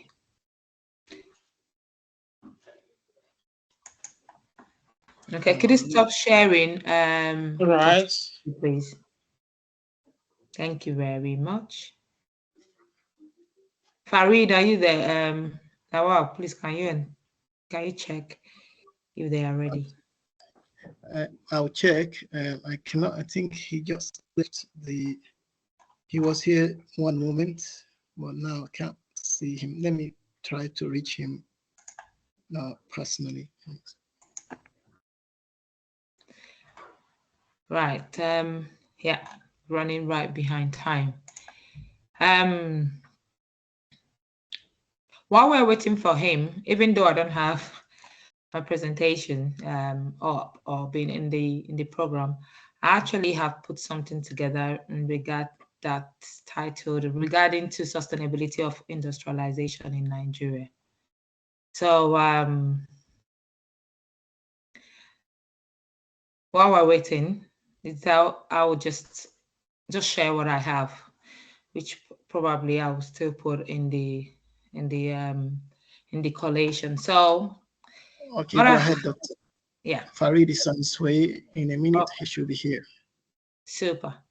So I just wanted to talk about the sustainability of industrialization need in Nigeria as a country. Nigeria, I'll start by saying, is Africa's largest economy and its most populous country. But when it comes to industrialization, we don't actually know what's going on. And it's vital for Nigeria's economy to diversify, as many speakers have said. So stability and poverty reduction. But despite numerous efforts, which we know, the industrial sector remains underdeveloped, largely dependent on oil exports. Okay, sorry, Dr. Tukutin, Farid is here. Yeah, so if you give me 2 minutes. So just wanted to share all right. into core challenges that Nigeria faces in its journey towards industrialization, in order to try to identify some possible solutions and recommendation. So first, what I have is, as a core challenge, is infrastructure deficiency. Nigeria suffers from inadequate energy supply and poor transportation network, which significantly raise production costs. And to address this, it might benefit Nigerians to actually invest heavily in energy and transportation infrastructure. So public-private partnerships can be instrumental in achieving this, or expanding renewable energy resources, aligning that with the global sustainability goals, in way of meeting, sort of aligning the renewable energy sources to meet the industrial demands that will in line compensate for or cover and align with the global sustainability goals. The second one I have, the inconsistent policy frameworks. So Nigerians have major challenges in its consistency in policy frameworks. The industrial sector is often deterred by an unstable regulatory environment and disconnect between policy goals and implementation. Just like Dr. Messi mentioned, things work here in the UK, yes. It's just because they have a policy that works. So the limit on the road is 50, and it's 50 for everyone, right? When you pay for your bills, you get the electricity, and that's why we enjoy it. But these things that are not stable in our country. What's needed is the development of a long-term, consistent industrial policy that aligns with Nigerians' broader economic goals. But then effective implementation is crucial to building this investors' confidence and ensure that the industrial growth is sustainable. Limited access to finance. Limited access to finance is a critical issue, particularly for small and medium-sized enterprise. that faces high interest rates and stringent loan conditions. We have, don't know her name, that presented looking at tax for small businesses for women. They wouldn't pay tax, of course, because they know that it's a struggle to even maintain that small business. To counter this, really, Nigeria should actually create tailored financial products for industrial sectors. And this could include lower rates, credit guarantees. Yes, when I was putting this, I know that it's almost not impossible, almost impossible in Nigeria. Like we have credit cards here, that you have credit card up to £10,000, you can spend and pay later. The establishment of specialized industrial development banks to support small businesses. I think with that, we can actually counter the limited access to finance. I have just two more. Human capital deficit. The human capital deficit is another barrier. There is a noticeable gap between the skills provided by the education system and those required by the industry, particularly in technical and training.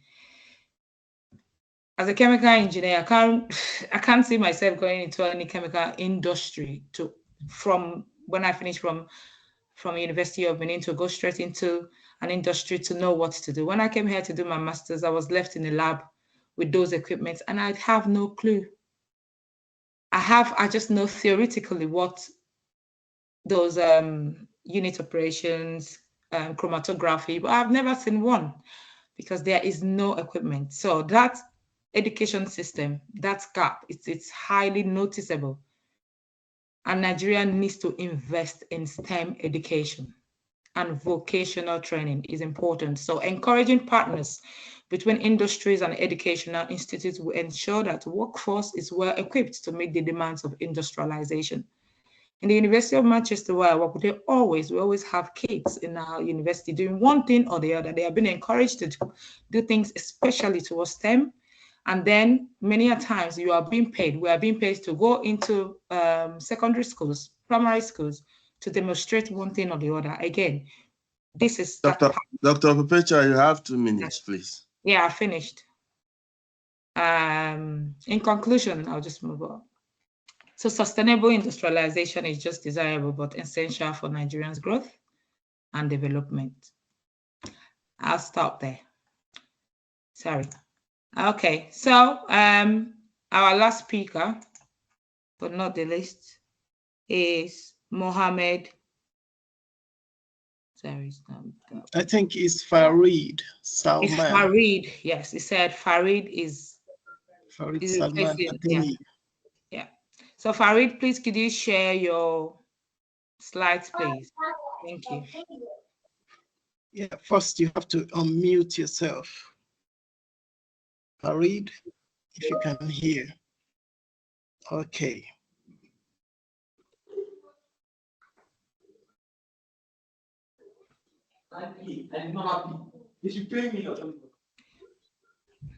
Okay, is he using phone? I think so. Are you using your phone, yes, Farid? Okay, could you share your... I am. Good evening. Yeah, is someone sharing his presentation, please? Okay, can you share by yourself or I can help you? Yeah, it could help him because he's using a phone. I think you should help him because he's using a phone. Let me share from here. Okay, is there right? Let me share from here. Okay, yeah, we can see just that the window of display is smaller. Could you stop sharing, Farid? What I will do, stop.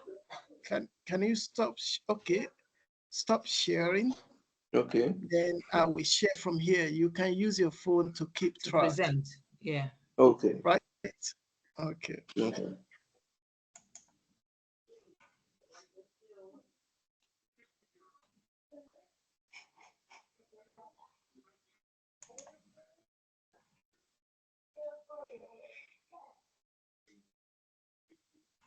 Okay, can you see the slides?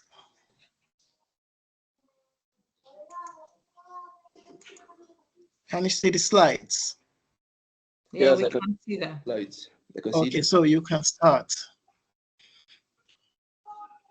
Okay, good day. Good day all. This presentation, this paper is about the implications of students' access to computer and academic performance in selected public secondary schools in Tarauni and Kanu Municipal Local Government, Kanu. Yes, this paper, the reason for this paper is I'm going to make this quickly and brief as possible. As you can see, the slides are not really, they're not a lot, but they will be able to give you the right insight on what this paper hopes to achieve. So I'll start now by the introduction. Can I just submit the introduction? Okay, let's begin. The relevance of CB computer-based education cannot be overemphasized in the 21st century. As we said, we took the liberty of looking at other people's research papers, and they have indicated that most schools in Nigeria, or most especially the northern western part of Nigeria, are educationally disadvantaged. So we have taken the liberty of going into this based on such to provide to give enlightenment and raise awareness, because such areas are educationally disadvantaged when it comes to computer-based education. So can we just go, let's skip to the, can you help me go to the next slide, please? Yes, our reason for choosing Kanu, okay? Yes, yes, our reason for choosing Kanu. Like I said before, we have been able to understand that Kanu is a educationally disadvantaged state when it comes to computer-based education, as is based on the research paper by Yusuf and Mudassir. And we know that Kanu is a state with the population is really high, so it was part of the reason we chose it for our case study. So yes, I think that's basically it. Can we please go to the next slide? Make this quick. Like, okay, next, our objectives. Our objective is simply to assess the level of availability of computers in some public secondary schools, investigate the levels of access to such computers. Kano is a suitable case study, as I've said before. And okay, let's see. I'm struggling to read this. Okay. Okay, just go to the next slide, please. Okay, our literature review.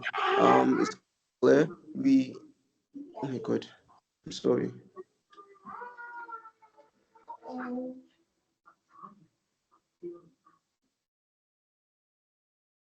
As our literature review, as you can see, we took the works of Ajayi and Umelefekwan and Ologundari. We took them, we worked on their papers because it gave us a lot of insight into what is happening in the country, especially the northern region of the country. Like I said before, the basic thing about this is that area, that region of this country is computerly based, is education, computer is lacking that computer-based education, like I said before. So the methodology now, we chose 4 schools in the Kanu state. It was randomized. There wasn't really any particular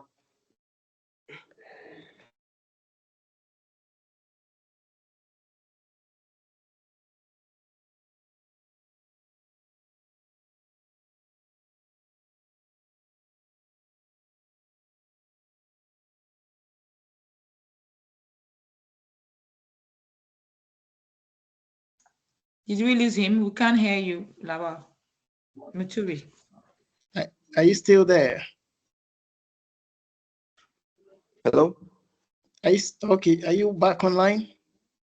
Yes, I'm back online. I don't know what's going on. It keeps popping out. Sorry about that. Okay. Yeah, no problem. You are on data collection and analysis. Okay, yes, data collection. The purposive sampling was used to select only the SS students. The reason was because the test revealed that the majority of the junior students had little to no knowledge on the subject matter, which is quite normal because if you notice, the junior secondary schools don't usually include ICT in their curriculum, except for those who are about to write their junior YA, JS3, SS1 upwards. So the questionnaires were distributed sorry, to students during class hours and retrieved at the end of a 60-minute period, resulting in a 100% response rate. I have to say this: the students were very cooperative in terms of this project work. They really gave us their feedback, their honest feedback, and we really appreciated it. I just have to say that. So I'll go to the methodology now. Okay, this just shows it shows the number of schools and the respondents. It's straightforward. I'm sure it's self-explanatory. Yeah, so we took the local government. Okay, so these are the findings, the tables, and they are, like I said before, they are self-explanatory. They show the demography of the population of the case study for each of the schools, the sample population, the percentage of males and females, so and their age, and including their ages too. So we just incorporated it and formed the table to give a good representation of the statistics. Please, let's go to the next.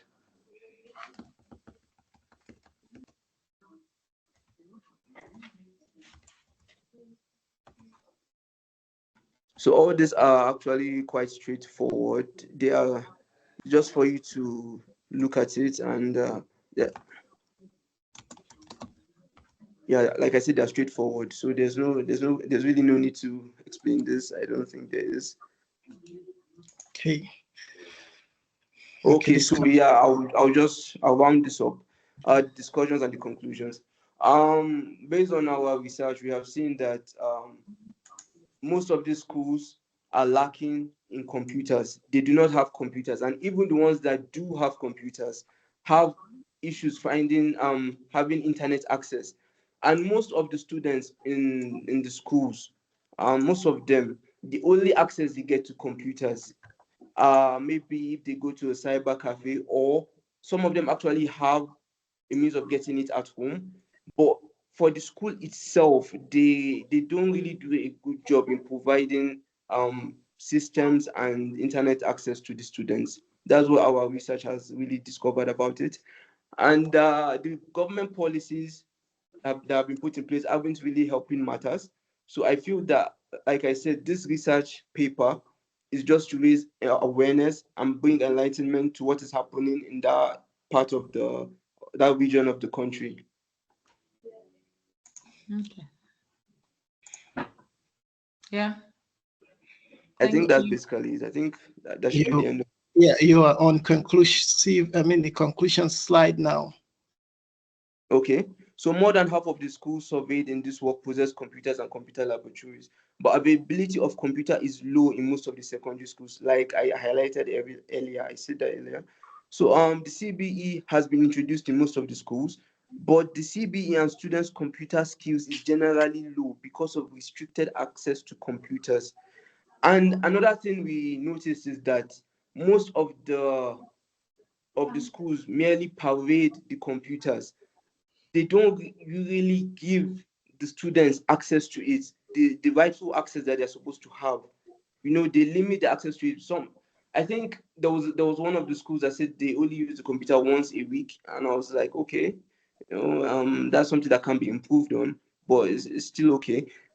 So the students' access to the computer generally comes from homes and cyber cafes, like I highlighted earlier. I said that.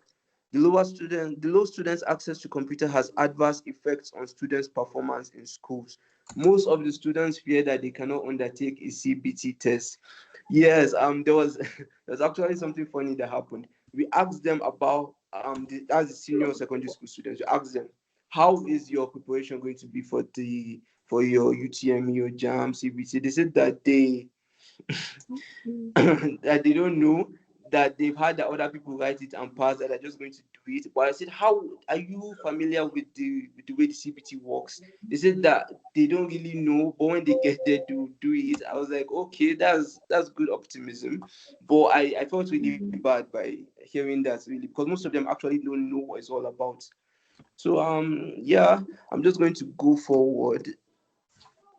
Yes, the national policy on ICT and CBE has not been fully implemented in secondary schools. I don't know. I had a talk with someone about this national policy on ICT. They said that the policies are okay, but implementation has been a real issue. But I don't really know how, I don't really know to what extent, but I really don't think the policies favor educationally disadvantaged states like Kano. I really don't think so. But I think, well, that's the end of the conclusion, I want to believe. Is that the end of the conclusion? Yeah. Thank you very Right, much. yeah, that's the end. That's the last slide. Okay, Right. then. Thank you very much for No that. problem. I know that it wasn't easy presenting from your phone, but you No have a worries. question from Chukuma. Go on, Dr. Chukuma. Okay. Okay, well done for your presentation. I Oh, thank you. appreciate it. So the question is, how did you know that the students gave you an honest feedback? Because you said they gave you an honest feedback. Yes, I want to believe they did, because there's no way they could lie about such, because we told them our reason for being there. We told them that this is what we're here for. So we asked them, how do you feel about your access to computers? And they gave us, like I said, they gave us an honest feedback. I want to believe it was honest, but I don't have anything to go by, but I just believe it was honest. That's just it. Right. Okay. The problem is that belief in science is problematic, because you should always look for a way to measure or determine or predict, or just remove the belief part of it. Because in science, you have to provide evidence. Okay, that's true. Yeah, that's true. But what I noticed was that their responses were similar over the 4 schools. That was another thing to go by. Yeah. The result is okay. I'm not disputing what you are saying. So I'm just saying that knowing that you can say what you just said now instead of saying I believe. You can say that you observe that the result correlated across the university, which strongly show that they have the same. The problem is the same across the school. The one you start saying I think or I believe, it becomes a more problematic way of communicating science. Yeah. Okay, noted. Yeah, that's true. Noted. Thank you, sir. And another feedback, if you don't mind, is you have a text. You have so much text in your presentation, so much text, So it would be good to have mostly bullet points, and then you explain, which I noticed that you did mostly. So you read what you wrote and then you explain again, which would have been more presentable if you have that as a bullet point and then you explain, and that's why it's a presentation. Okay. Right. Thank you. So thank you one more time. If there's no other question, we've come. So I think that's all. All right. So it's a fresh graduate to put it out. It's super fresh. Graduate. Yes. So which is again, we appreciate you, Farid. It's not, as I said, I know that it wasn't easy. Secondly, you were doing that via your phone, which is even more technically challenging. So well done. That is how we all started. So you get flat, don't worry. Thank you so much. You're welcome. Well, in the absence of no other question, we are moving on. So we are right for 40 instead of 3:40. It's all right. So 1 hour behind. Green spotlight. So I've already mentioned that this will come a week after, because we are still collating the scores, and we will get back to you in a week's time. Without in the absence of any other thing, or without wasting much of your time, or not wasting, holding you back, I want to pass